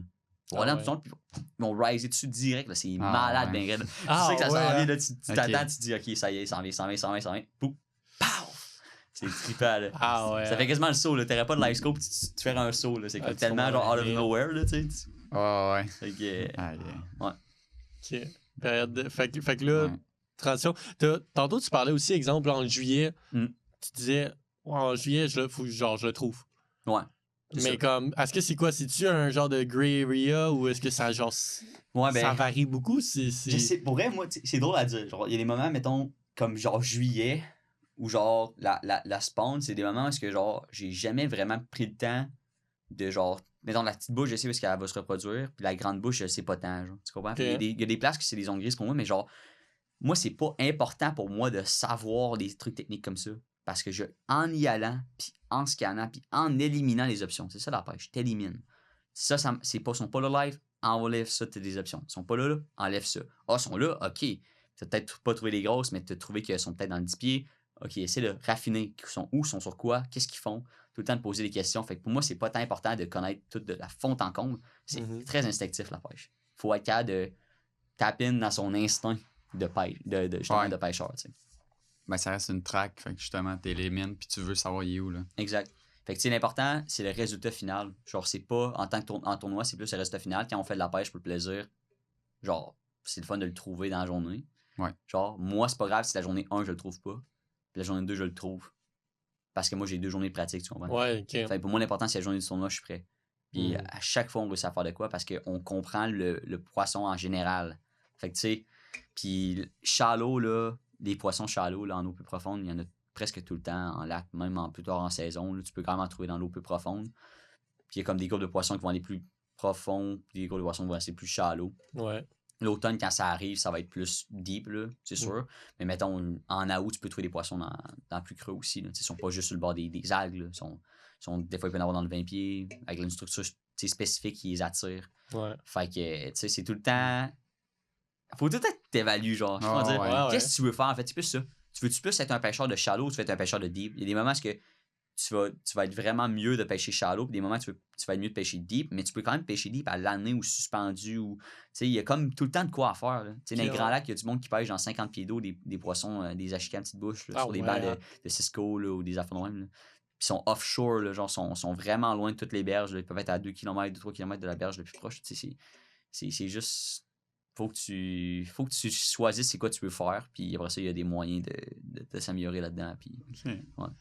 Puis là, c'est sûr que, tu sais, comme là, tu nous as dit, mettons, dans un cas que tu te pratiques pour un tournoi, tu dis que tu as 2 jours de pratique. Ouais. Moi, ça revient un peu à... je t'ai dit ça avant, en dehors des caméras. Moi, qu'est-ce que j'aime moins du kayak, que c'est mon idée, c'est j'ai peur d'être pris tout le temps à la même place parce que je peux pas me déplacer comme que je veux. Puis dans un cas, mettons, que tu veux te pratiquer pour un tournoi, comment tu évalues, comment tu te planifies, mettons, par rapport à ça? Je sais que je n'avais parlé avec Steph Blais là, de ça, là, mais comment toi, tu évalues ça? Tu vas-tu te promener pas mal? C'est sûr que tu vas checker, tu vas te faire une idée de la place quand même. J'imagine que tu vas regarder... Ben, déjà, en général, là, tu vas avoir un amalgame de toutes les différentes possibilités dans ton secteur de pêche. Fait que si tu trouves dans ton secteur de pêche, tu as 3 choses en particulier. Mettons, tu as l'eau creuse, l'eau profonde, je veux dire. Tu as de la structure, puis tu as de l'eau peu profonde, puis tu as de l'eau peu profonde proche de l'eau profonde. C'est super important. Parce que l'eau profonde, proche de l'eau peu profonde, c'est les zones que les poissons vont aller digérer ou vont aller. Tu sais, c'est des zones de transition. Mettons, ils vont couper le coin, puis ils vont aller. Ils vont à un beau plateau, ils vont aller là, ils vont chiller, tu sais. Puis en lac, la rotation, vu qu'elle est grande, tu sais, c'est tout le temps ça. Les spots, là, c'est comme. Tu comprends tellement la journée où est-ce que le poisson y est. Au travers de la journée, tu peux t'adapter. OK. Comme moi, souvent, mettons, à midi, il est rendu là à peu près, mettons. C'est ça. Moi, souvent, je starte plus, mettons, deep le matin. Puis je vais monter un petit peu plus shallow le soir ou vice-versa. Ça dépend des poissons. Tu vas les voir avec ton live scope dans le fond. Avec ton mettons que t'as pas de live scope. Mettons que t'as pas de live scope, en fait, faut que tu y ailles par instinct. Là. Ouais. Mais moi, j'ai longtemps été par instinct. Ça fait juste... j'ai juste eu 2 tournois cette année que j'ai un live scope. Fait que j'ai été beaucoup par instinct puis ça marche très bien. Là. Ouais. Puis des fois, le live scope, en fait, des fois, les gens ils pêchent avec un live scope puis ils pensent que c'est magique. Mais quand t'es juste sur live scope puis tu t'attends juste à voir le poisson, des fois, tu passes à côté des opportunités parce que ton poisson, il est pas tout le temps extrêmement visible sur un live scope. Surtout la chienne, il peut être bien collé au fond, bien dans la structure. Ouais, collé sur la structure, tu vois pas nécessairement. Faut que tu pêches. Quand ça look good, faut que tu pêches. Fait que, les gens qui n'ont pas de live scope, mon advice, mon conseil, ce serait genre pêcher ce qui a l'air bon sur le side scan. Ou si vous n'avez pas de side scan, ben, comprenez comment le shallow, là, la game de peu profond fonctionne. Maîtrisez ça. Puis comprenez aussi avec les bathymétries à peu près sur une avionics, les spots en particulier qui pourraient être bons. Il faut comme y aller, mettons, faut aller vraiment intelligent. Là. Mettons, disons que t'es l'automne, là, si tu pêches dans un secteur qui a juste 5 pieds d'eau plus creux, dans le lac, t'es pas à bonne place. Là. Genre, trouve un secteur où tu as des eaux peu profondes, mais tu as une zone de transition. Fait que tes poissons qui étaient là l'automne, qui étaient dans ta zone, pas l'automne, excuse-moi, l'été qui était dans la zone peu profonde, s'il y a de l'eau creuse proche, c'est pas un gros transport pour eux autres, c'est pas un gros déplacement. Ça va être facile pour eux d'aller là. Puis la bouffe, en même temps, elle va suivre aussi ce genre de pensée-là parce que pourquoi elle irait à Natashquan pour genre passer l'hiver? Elle va rester proche. Là. Elle va pas non plus aller trop loin. Fait que c'est plus, mettons, disons que tu trouves un secteur intéressant en lac, genre, puis t'as un petit peu de tout. Tu peux pêcher toute ton année dans le même groupe, genre secteur. Dans le même secteur, ouais. Comme mettons à Baie-Georgienne, nous autres qui en ont fait le tournoi cette année, ben c'est tout. C'est ça qui est incroyable. T'as toutes les structures que tu vas avoir. Tu peux pêcher la largie, tu peux pêcher la snowy, tu peux pêcher. T'as des roches, t'as du weed, t'as des algues, t'as du sable, t'as des plateaux, t'as du plus creux proche. C'est vraiment tout. Ça fluctue. Fait ce genre de secteur-là, c'est vraiment bon pour genre t'apprendre beaucoup, tu sais. Je dirais, mettons, quelqu'un qui voudrait apprendre la pêche à la chienne, essayer d'aller à une place que tu as un ensemble de tout. Que genre, vous pouvez essayer à peu près toutes les techniques, toutes les différentes approches. Tu sais, tu as de l'eau plus claire, de l'eau plus sale. Que, mettons, à Baie-Georgienne, nous autres, on avait de l'eau, mettons, de 10 pieds de clarté. Puis après ça, tu t'allais décaler 2-3 km, puis ça va être rendu du 20 pieds de visibilité. Oh ouais! Fait que, tu sais, ça change en fonction de t'es où dans la baie. Parce que les algues, ils vont faire que l'eau va donner un petit peu plus, moins belle, moins, tu sais, les algues, surtout quand ils meurent, en fait, là. Les algues, ton eau va devenir un peu plus, ils vont comme un algae bloom qu'on appelle des fois l'automne, là. Tout va mourir, là. Tout va être comme un peu... Fait que, tu sais, c'est vraiment cool. Quand tu peux avoir tout dans le même lac, dans le même coin, là. C'est parfait. C'est de base, dans le meilleur des mondes, tu cherches des spots de même. Où est-ce que tu vas avoir de tout? Mais tu as un petit peu de tout dans tous les lacs. Dites-vous. Fait que là, excuse. Fait que là, maintenant, tu vas regarder ça, tu vas faire du navionique, tu vas checker à peu près. C'est quoi tes structures? Ton. Quand j'ai de la misère, là, mais ton secteur que tu veux aller prospecter. Prospecter. Prospecter, tu vas Prospecter. réussir, mais Ouais, fait que c'est... Ouais. Là, ça va tout mêler, là. mais si mettons, genre, t'aurais un secteur, genre, que je choisirais pour prospecter. Ouais. Prospecter. OK, je suis pas le seul, là. c'est un truc d'équipe, là. Hey, sinon, mettons, j'aurais de la misère à trouver un secteur. Dans le fond, ce que je commencerais à penser, ce serait c'est quoi la distance entre mes différents spots intéressants que je veux trouver. Puis après ça, je prendrais le lac en général, puis je regarderais là-dedans, c'est quoi qui me pop à l'œil, genre. Je reculerais un peu. Genre, je me mettrais dans Google Earth plus loin, là, genre, mettons, à 5 km d'échelle. Puis là, je verrais, OK, ouais, là, il y a une entrée d'eau, une rivière, la charge est là, t'as des points, t'as des îles. Puis là, je check sur Navionics. Ah ouais, t'as l'air d'avoir des hauts fonds, t'as des cassures aussi. Puis ça, c'est ce qui ressort le plus, mettons, à l'œil, genre. Okay. Quand t'es sur Google Navionics, là, tu vois plein de lignes noires. C'est un signe qu'il y a beaucoup de changements de fluctuation de profondeur. Ça veut pas dire que c'est bon, mais ça veut dire que, mettons, si dans le lac, en général, il n'y a pas ça, ce secteur-là, il y a de la structure, il y a plus de changements. Potentiellement, ça peut être un endroit où les poissons vont plus gravitationner vers. Ça veut pas dire que dans le lac, tu n'aurais rien d'autre. Mais, mettons, tu vas aller dans plus des secteurs où ça serait propice, puis tu n'as pas le temps de tout breakdown. Tu sais, c'est le coup là-dessus, en fait. Faut comprendre que n'importe où est-ce que tu vas aller, tu vas avoir du poisson quand, genre, c'est des spots qui sont bons, genre, qui s'allouent bien, tu sais. Fait après ça, c'est comme le juste milieu. Parce que moi, des fois, en tournoi, ce qui me stresse, c'est genre, OK, c'est tellement grand le plan d'eau. On va en Ontario, mettons, on a la baie georgienne. C'est genre, le secteur de pêche, c'est genre 20 km par 10 km. Où est-ce que il y a genre 60 descentes. Genre, où est-ce que je vais décider d'aller? Ouais. Moi, c'est comme, OK, non, tu prends un area qui est bon, puis tu le break down, tu le déconstruis de A à Z. Complètement. T'es bien mieux de prendre un endroit, de bien le comprendre, de bien l'explorer, de trouver même des secteurs qui sont pas marqués sur les maps, en faisant du scan, en faisant ton travail derrière ton écran. Puis après ça, quand le tournoi arrive, là, tu as compris, tu maîtrises ton endroit, tu as des spots de backup en fonction d'eux. À place que si, mettons, tu arrives puis tu as plusieurs descentes, tu as fait 20 descentes, tu as juste un spot par descente. Si tu veux changer de spot, journée du tournoi, faut que tu sortes de là, faut que tu conduises, puis il y a des places que tu peux même pas faire ça. Il y a des tournois que c'est juste une place. Il y a des tournois que tu peux sortir de l'eau puis changer de spot. Okay. Mais c'est du temps que tu perds sur l'eau. Ben oui. C'est comme, faut comme analyser. Fait. Prends un spot, choisis-le vraiment intelligemment. S'il faut que tu passes 5 heures sur Google Earth et Navionics, fais-le. Puis après ça, une fois que tu as ce spot-là, exploite-le au maximum. C'est vraiment, ça, strip tout ce que tu as à faire. Tout ce que tu me dis là en ce moment, ça me prime. J'ai tellement envie de... Tu sais, parce que c'est le côté, oui, il y a tout le tournoi, il y a tout ça, mais juste le côté de, OK, parfait, tu te primes, tu fais... Puis de prendre des journées pour te pratiquer. De pas pogner du fish nécessairement, puis juste te promener, puis analyser. Ouais. Genre juste ça... Ouais. J'aurais envie de faire 2 jours live, là, puis juste, OK, parfait. Je fais juste me promener, là. Ouais. Je scanne, j'analyse tout, puis j'essaie de trouver les meilleurs spots, puis c'est comme... Puis c'est aussi de faire attention, de pas... Puis nous, quand on s'était pratiqué, c'est l'erreur qu'on faisait, c'est comme, OK, on arrive à un spot, OK, on voit, il y a l'air d'avoir des fiches, où il y a un fiche qui a de l'air beau, là, ou un fiche qui a de l'air beau, là, puis de s'arrêter, puis on essaie, l'exemple, de le pêcher. Genre, OK, parfait. C'est juste de te promener en mode, parfait, je vois, OK, il y a un fiche là, il y a un fiche là. Oui, ça a l'air d'un spot, mais de prendre le temps d'avancer puis de chercher les vrais, les meilleurs spots. Oui. C'est ça que tu parlais. C'est ça. T'as beau trouver un bon spot, genre, faut que tu trouves les gros spots, je pense. Oui, exact. Exploiter le... Ouais. C'est facile de spotter une roche. La roche a de l'air belle. Mais tu sais, des fois, t'as des lacs où est-ce que... Ben oui. T'en as 800 des roches de même, là. Non, c'est ça. Comment, tu sais, laquelle faut que tu t'arrêtes dessus. Ouais.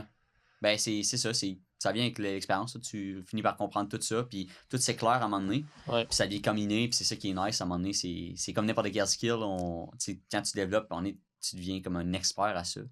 Puis, tu sais, juste pour revenir là-dessus, comme tu dis, c'est vraiment ça, le travail se fait derrière, dans le fond. Le travail se fait pas dans le spotlight, quand tout le monde te regarde, whatever, ça se fait avant, ou mettons, tu sais, avant ton tournoi, c'est tout là que ça se fait, ou avant ta pêche pour le plaisir, comment tu utilises le plan d'eau. Puis, pour n'importe qui nous regarde présentement, on s'entend, c'est pas tout le monde qui veut mettre le temps derrière cet écran, derrière l'écran du sonore et tout ça. Mais il faut juste comprendre que quand on prend le temps de bien le faire, les résultats viennent avec. On va prendre plus de poissons, la qualité va plus être là, on va avoir un meilleur temps sur l'eau. T'sais, aussi, si on a des gens dans la famille qui n'aiment pas, il n'y a jamais vraiment une belle pêche, puis on les apporte dans une pourvoirie, puis on pogne du gros poisson, c'est plus le fun. T'sais, la piqûre, là, moi, je l'ai vraiment eu quand que j'ai pris un poisson. Je ne l'ai pas eu quand je suis allé à la pêche, j'ai rien pris. Ouais, alors. Comme vous autres, tu sais. Ouais. Quand on a un succès, quand on a un poisson, c'est là que c'est cool, tu sais. Ouais. Donc, c'est juste de prendre le temps de ne pas avoir peur d'avoir des journées, tu prends pas le temps de poisson. Ça peut être plus dur sur l'estime, mais en même temps, si tu le dis, tu l'apprends, puis tu dis, OK, ouais, là, aujourd'hui, je suis pour apprendre. Ouais. Des fois, ça peut amener à un autre niveau, puis ça peut te permettre de voir des trucs et de comprendre. C'est en mode apprentissage. Ça revient à faire ses devoirs. Comme, Ouais. Tu ça. fais tes devoirs, Puis d'avoir il faut que tu apprennes à avoir du fun à faire tes devoirs aussi. Ouais, les devoirs, c'est pas toujours plate, c'est le fun parce que tu apprends. Ouais. Là, tu connais bien des choses sur l'Achigan, exemple, au Québec. Ouais. Là, tu t'en vas aux États-Unis. Penses-tu que ça va être différent? Va-tu falloir que tu t'adaptes beaucoup? Ouais, il faut que je m'adapte. Mais comme j'ai fait comme toi, j'ai appris tout comme aux États-Unis, fait que c'est parfait. Ok, je suis déjà prêt. Ok, comme dans l'épisode à Conrad où est-ce que je disais que j'avais tout regardé les vidéos sur les États-Unis. Mais là, j'imagine, t'as tout écouté ces vidéos-là, ça fait un bout quand même. Ouais. Fait que là, si tu te remettes un peu, ça va être c'est un nouveau learning curve. C'est complètement différent, c'est de la chien à grande bouche plus là-bas. Okay. T'as aussi un petit peu de smalley, dépendamment, justement, dans des secteurs plus que des rivières, des barrages. Là. Dans le fond, aux États-Unis, il faut comprendre, là, on est vraiment chanceux au Québec. Okay?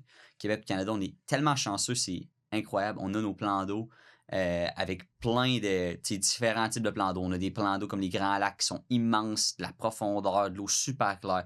On va dans le nord, on a de l'eau plus café, on a tout, c'est tout naturel.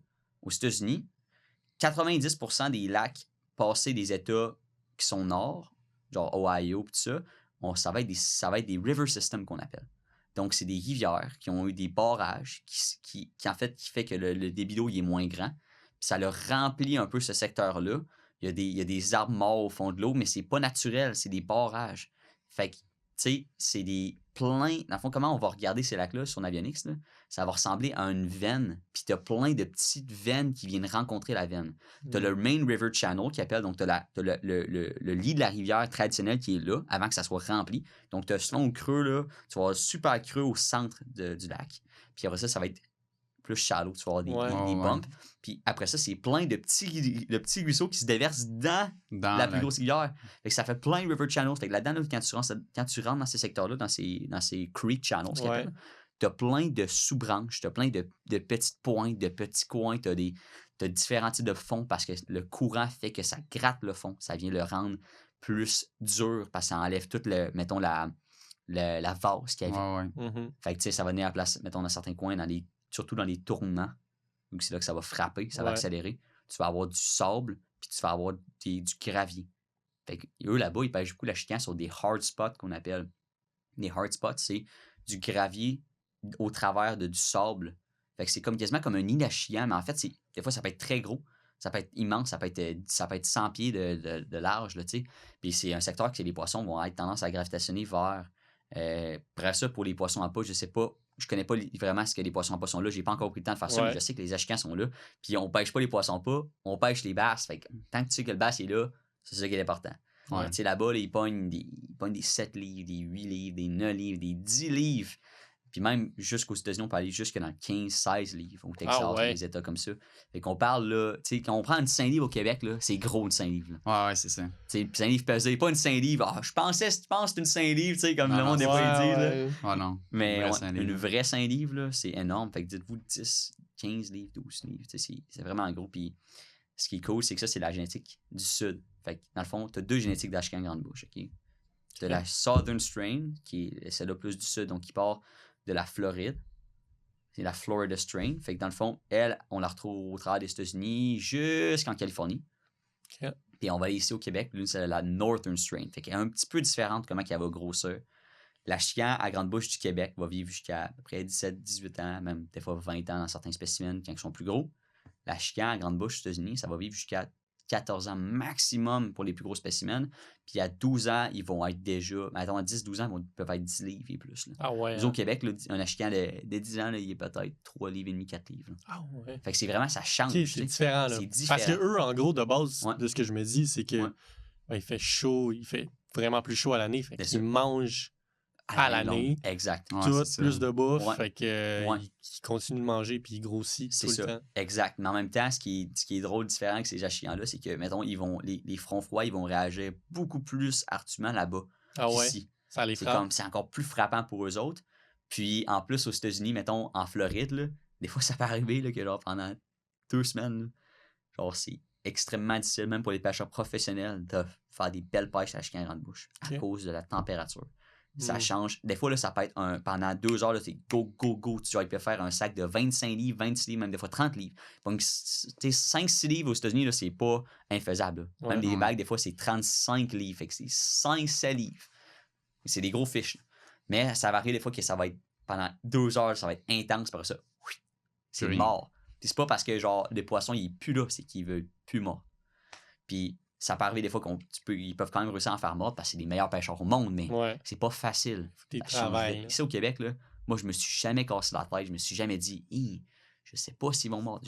Ça m'est pas encore arrivé. J'ai toujours réussi à trouver un moyen de les faire mordre. Moi, c'est plus trouver les gros poissons pour ça, les faire mordre, c'est l'easy part. Pour moi. Ouais. Okay. Là-bas aussi, en termes de pression, ça. La pression est intense, c'est bon que tu t'en parles parce que justement là-bas, ils ont beaucoup de technologie live. Puis il y a beaucoup plus de pression de pêche. Fait que les poissons, ils se font relâcher, ils deviennent intelligents. C'est comme qu'on va parler ici à St. Lawrence, le St. Lawrence River, mettons au niveau de Cornwall, là, fait que le fleuve Saint-Laurent, ils sont plus intelligents les achiquans à petite bouche. Là. Je l'ai pêché cette année une fois, puis oui, j'ai remarqué qu'il y en a qui refusent ton leurre. Genre. Il y a des secteurs qui vont plus se nourrir, des secteurs qui vont plus se relaxer. Eux qui se relaxent, là, c'est tough de les faire mordre. Mais il faut que tu sois vraiment smart. Là. Comme il dit des fois, attendre longtemps, là, ça peut être bon. Mais aux États-Unis, là, des fois, c'est comme, faut savoir quand les laisser aller. Des fois, là, tu vas aller à un spot, puis ils veulent pas mordre. Puis tu as la présentation parfaite à ces 2-3 heures, passe au prochain appel. Faut savoir quand lâcher prise. Faut savoir quand lâcher prise. Mais en plus, aux États-Unis, c'est encore plus important que tu sois ça coche. Faut que toute ta présentation soit vraiment parfaite.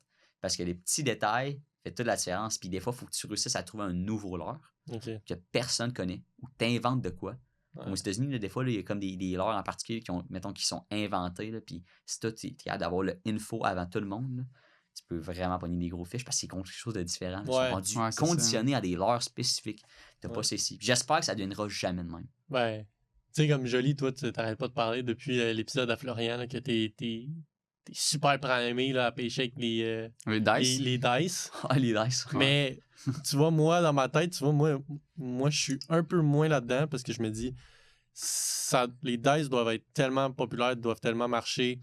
Mettons, t'es aux States ou, exemple, tu pêches à des spots où est-ce qu'il y a énormément de pression. Là, tu vas apporter quelque chose de différent. Puis là, ils vont bête. Mais si tu t'en vas à quelque part où il n'y a pas tant de pression... t'as pas besoin de casser autant la tête.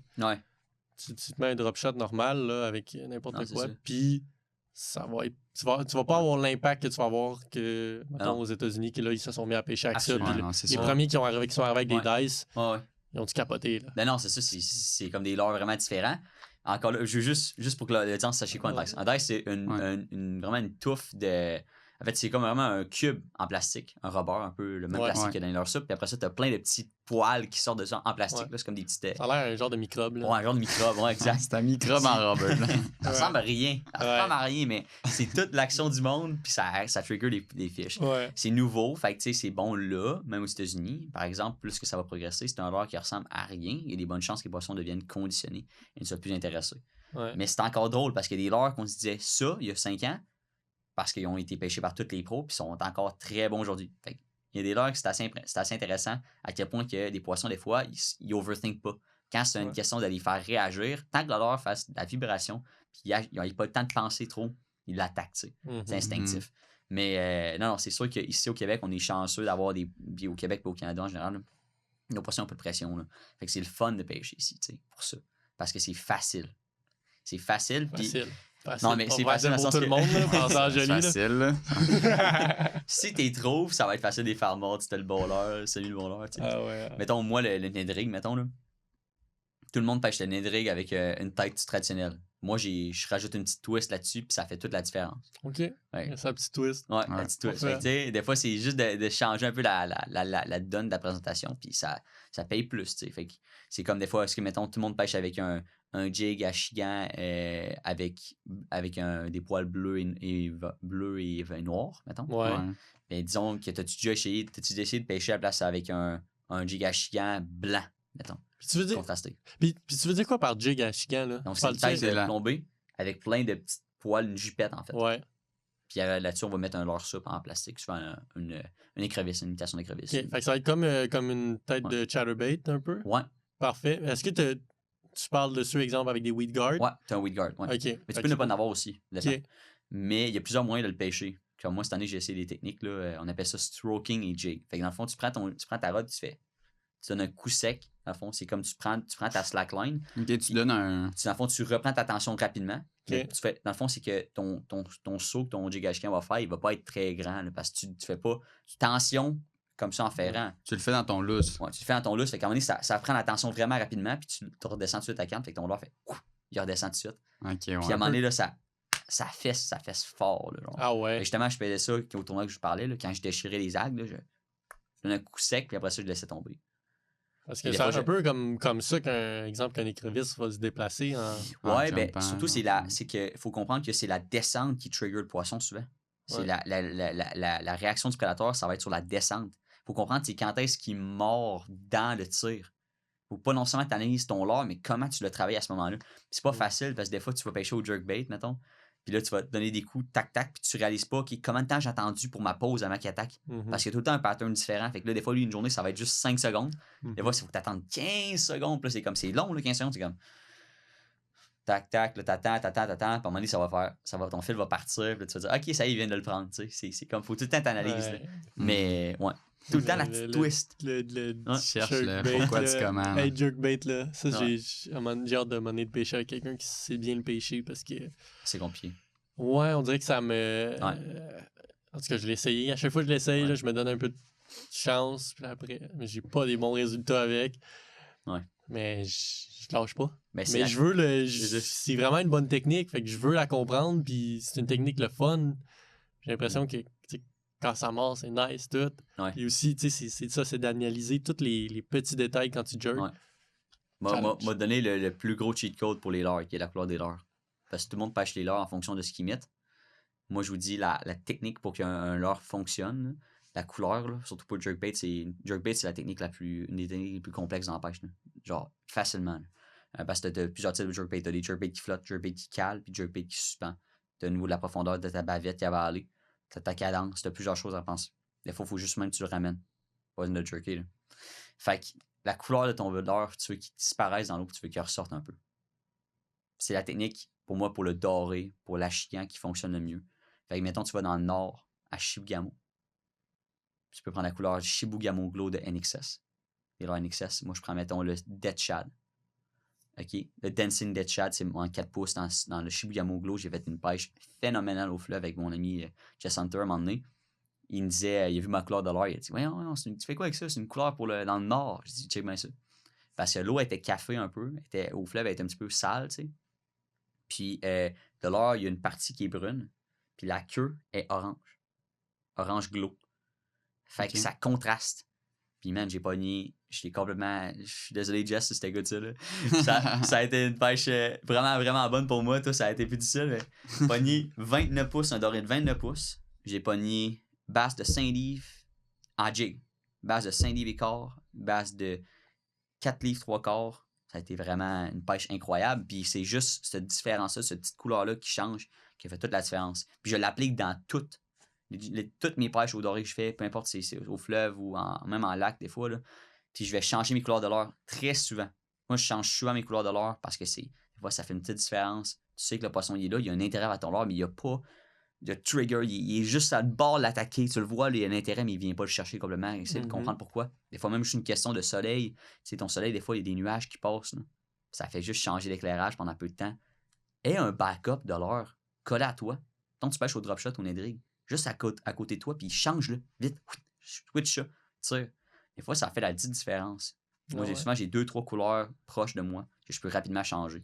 Fait que ça, c'était vraiment important. Tu sais, différence entre faut que tu aies une différence avec la couleur de l'eau. Il faut que ça disparaisse aussi. Fait que contraste, mais aussi quelque chose qui est très subtil qui disparaît dans l'eau. Ah ouais. Hein. Mélange des genre peu visible, mais qui est visible. Ouais. Ça fait tout le temps la tête de jig que le leurre qu'on change. Ouais. Fait que la tête de jig elle-même, elle a aussi on peut aussi changer la teinte, la couleur, tu sais. Tout le temps le leurre en soi. Fait que c'est un bon truc. Là. Ça, c'est intéressant. Bon. Ça fait penser, exemple, je pêche le doré avec une tête rose, body blanc. Ben, t'as une partie qui ressort plus que l'autre. Les poissons ne voient pas nécessairement... En fait, ils ne voient pas nécessairement en couleur. Okay? C'est juste qu'ils voient en teinte. En tout cas, l'achigan, c'est le même qui fonctionne. Le doré, je sais pas. Le doré a une excellente vision. L'achigan, c'est plus un poisson qui a l'odeur un petit peu plus.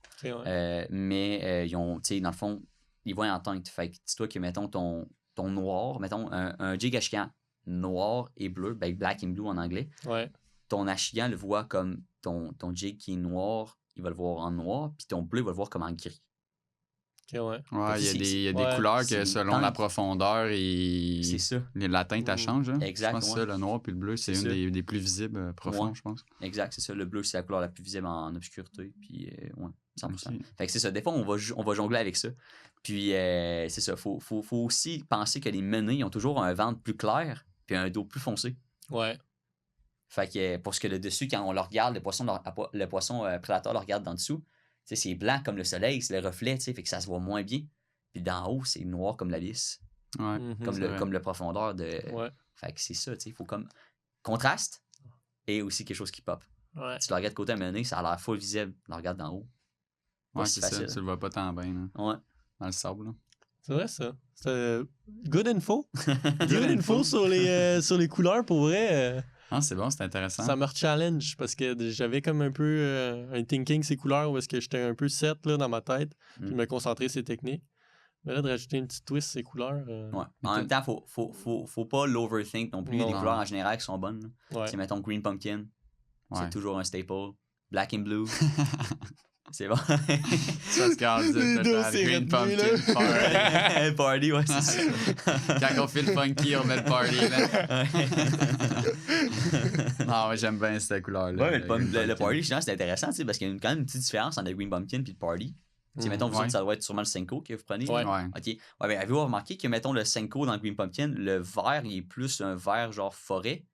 Puis dans le Green Pumpkin Party, il est un peu plus comme flash. C'est tous des petits changements, tu sais. Fait que, mettons qu'il va faire plus sombre, ils vont peut-être plus prioriser le Senko qui va être Green Pumpkin. Il va faire plus clair, mais plus prioriser celui-là qui va être Green Pumpkin Party. Moi, je le comparais, je faisais des tests, mettons, un petit peu plus flagrants. Black and Blue, versus un Green Pumpkin. Là, je le comparais, puis là, d'une certaine façon, je sentais la différence. Mais après, après, c'est tout le temps le thinking. Est-ce que je sortais mon Black and Blue dans un moment X, ou genre, est-ce que je sortais le Green Pumpkin dans tel moment X, quand le fish il est vraiment on, ou je me disais, OK, parfait, Black and Blue, fait plus dark, tout, je vais mettre ça. Puis là, par conséquent, ça marche plus. Tu sais, mettons, moi, j'ai des leurres, mettons, j'ai été ou même dans des Senko blancs, des fois. Tu sais, mettons, justement, cette année, on a gagné la finale de la trail. Puis ça se passait au Senko, mais c'était long. Là. Fallait des fois que je le laisse caler pendant un méchant bout. Des fois, là, c'est ça. Fait que là, c'est dans 20 pieds. Fait que là, à un moment donné, j'étais là, OK, ça mord plus sur le Green Pumpkin. Ils ont vu mon Green Pumpkin, ils m'arrêtent plus dessus. Contraste, qu'est-ce qui change en tabarouette? Prendre un blanc, je vois du blanc dans mon coffre. Je prends un Senko blanc, je mets ça, je tire, ça mord pas tant. À un moment donné, boum, j'ai une go avec. Puis là, c'est comme j'en ai enchaîné 3-4 avec le blanc. Tu sais, c'est comme. Ça a été juste le changement qu'il a fallu que. Fait que, tu sais, des fois, ça marche. Puis aussi, c'est comme tu disais, exemple, des fois, c'est de changer aussi quelque chose que le fish est habitué de voir. Tout le temps, le monde pitch des green. Mais des fois, c'est bon de. Comme je pense qu'on en avait parlé un petit peu, là, c'est bon de rotationner des spots. C'est genre, si tu as des spots en particulier, mettons, dans ta journée, là, qui sont bons, mettons, tu sais que, mettons, tu as 3 spots en particulier, 3 main spots. Puis tu commences par ton spot 1. Mais après, mettons, 2 heures, là, si tu vois que les fish commencent à être plus off, puis ils ont vu qu'il y a eu de l'action, il y a certains fish qui ont été piqués, ils sont plus méfiants, va-t'en ton deuxième spot. Va-t'en ton troisième spot, rotationne tes spots. On garde la journée. Puis, tu sais, des fois, moi, c'est ça que je vais faire. Je vais même des fois laisser des pauses en tournoi. Je veux pas que le monde aille à mon spot. Fait que je reste à mon spot, mais je pêche pas. Genre, je sais que ça sonne à rien. Genre. Fait que j'attends. Bon, des fois, je peux faire ça. Si je sais que je suis dans une bonne position, j'attends. Le gars, il campe le spot. Il faut camper. Il faut camper parce que le monde sont vite en tabarouette. Là. Ils voient quand ils te voient dans le score tracker, surtout nous autres, ils reconnaissent nos kayaks. Puis ils sont là, genre, ils savent qu'on est, moi, puis Hubert, on est quel kayak. Fait que là, ils attendent. Puis là, ils sont autour de nous autres. Puis moi, je fais tout le temps. Mettons, ils font une passe. Mettons, moi, je dérive sur le long d'une berge. Puis là, je vois le gars, il se met dans la dérive. Là. Je fais par exprès, je m'en vais me mettre direct devant lui. C'est mon spot. Je suis là déjà là. Genre, je vais pas lui dire, genre, t'as c'est mon spot. Mais je vais me laisser comprendre que, genre, je suis là depuis un bout. genre... Il défend son spot, là. C'est Ouais, comme il la campe là. pierre autour de son nid. Non, c'est ça, tu sais. Il fait le tour, là, puis... À la fin de c'est une compétition, là. Ah oui, pas, c'est bon, là, ouais. c'est bien correct, là. Ben, c'est le fun d'avoir le côté de. Ben, tu sais, parce que- C'est un côté qui se vit, là. Ouais, puis c'est comme, c'est pas un exemple, OK, ben je lâche du spot parce que j'y crois plus. C'est que non, tu le sais que là, en ce moment, Ils sont pas faut actifs. juste que t'attendes, tu leur Ouais. donnes un break. Fait que c'est ça que tu fais, là. Non, exact, c'est Ça ça. marche. Fait que, ouais, rotationnez vos spots, les gars. C'est Incroyable. ça. Ouais. On est rendu là? Ouais. Objectif? Ouais. 2026, là, ben Ouais. là, tu nous as un petit peu Ouais. préparé la table, là. Je sais pas c'est quoi Ouais. l'expression, là, mais quelque chose de Ouais. même. Ouais, c'est ça. Ouais. T'as mis la table. Fait qu'objectif 2026 pour toi? Je sais pas, honnêtement, moi, je pense mon but, c'est de maîtriser les plans d'eau aux États-Unis, de comprendre, de me laisser le temps aussi de comprendre. Ouais. Fait que de pas être, tu sais, avec des résultats, puis tu sais, d'aller approcher comme, OK, là, c'est ma première session que je fais, c'est de vraiment enjoyer l'expérience. OK, je suis là, essayer de, comme j'ai des chances d'être dans les lacs et les Ashcan d'îler, fait que essayer de comprendre comment ça fonctionne.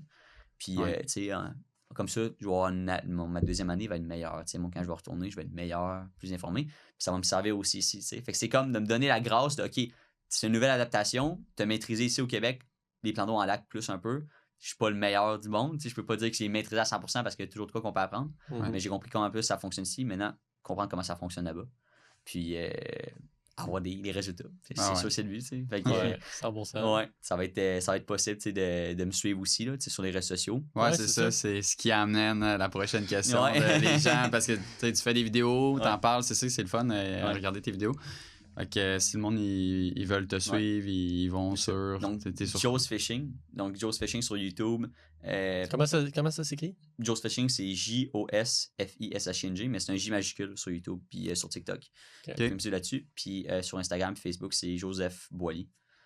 Fait que vous pouvez me suivre là-dessus sur toutes mes publications, mes posts. Je donne souvent des bons trucs pour les techniques. C'est en anglais. Ben, j'ai développé un marché plus en anglais, puis ça m'a ouvert les opportunités aussi. Voilà, tu te Ouais. préparais pour Aux les States. États-Unis, Là. Il exact. se préparait pour les States depuis des années, c'était Ouais. un objectif. Là. Mais vous pouvez toujours m'écrire aussi là, sur Messenger, là, peu importe qui me regarde. Ou même vous autres, vous avez besoin de trucs de pêche, Ouais, oui, c'est écrivez-moi. sûr. là. Ça me Ouais, fait plaisir là, tu sais, d'aider les gens puis de donner des trucs. Là. Ouais. Je suis pas un livre fermé. Dans le sens que Ouais. genre, je suis un livre quand même ouvert. Je donne mes trucs. Je donnerais peut-être pas toutes Ben non, la sauce, mais C'est j'en pas- donne quand même pas mal. Mais on oui, fait- tu sais, le travail, là, à son empêche, là, il se fait vraiment dans la tête, comme j'ai dit, mais c'est avec l'expérience que Le ça temps se sur développe. l'eau C'est aussi. ça. Fait que, tu sais, je peux pas le donner, ça. Non. Ça, c'est chaque personne qui va écouter. S'ils veulent le faire, ils vont pouvoir le faire. Puis, Exact. ouais, c'est blood, sweat and tears. C'est pas C'est- facile. C'est une question de mindset. C'est une question de mindset. Ouais, question de mindset. Fait que, ben, en te souhaitant que, à date, je veux pas te jinxer, Ouais, fin Jinx, ça pas, rien, là, là, fais mais attention, là. à date, tous ceux qui font des tournois, qui sont venus ici au podcast, Mhm. ils ont eu des excellents résultats de tournoi dans l'année qui suivait ou dans la Ah, même ouais. année. Fait Ouais, que, c'est on te souhaite que ça tu vois. aille vraiment bien pour Merci. toi. Puis, ben, merci d'être venu. Merci de, Ça de vous autres, tout, les boys, c'était vraiment tout ce que cool. tu nous as communiqué. Puis, Ça fait plaisir. Très cool. Là, on n'a pas de bière ouais. parce C'est le premier qu'on est dans le podcast. jour. Le premier podcast qu'on fait de jour. Ouais. Mais là-dessus, on termine toujours avec une chose. Ouais. On dit Pas de poisson. Pas de poisson. Boisson. Boisson. Boisson. Cheers, les boys. Cheers. merci.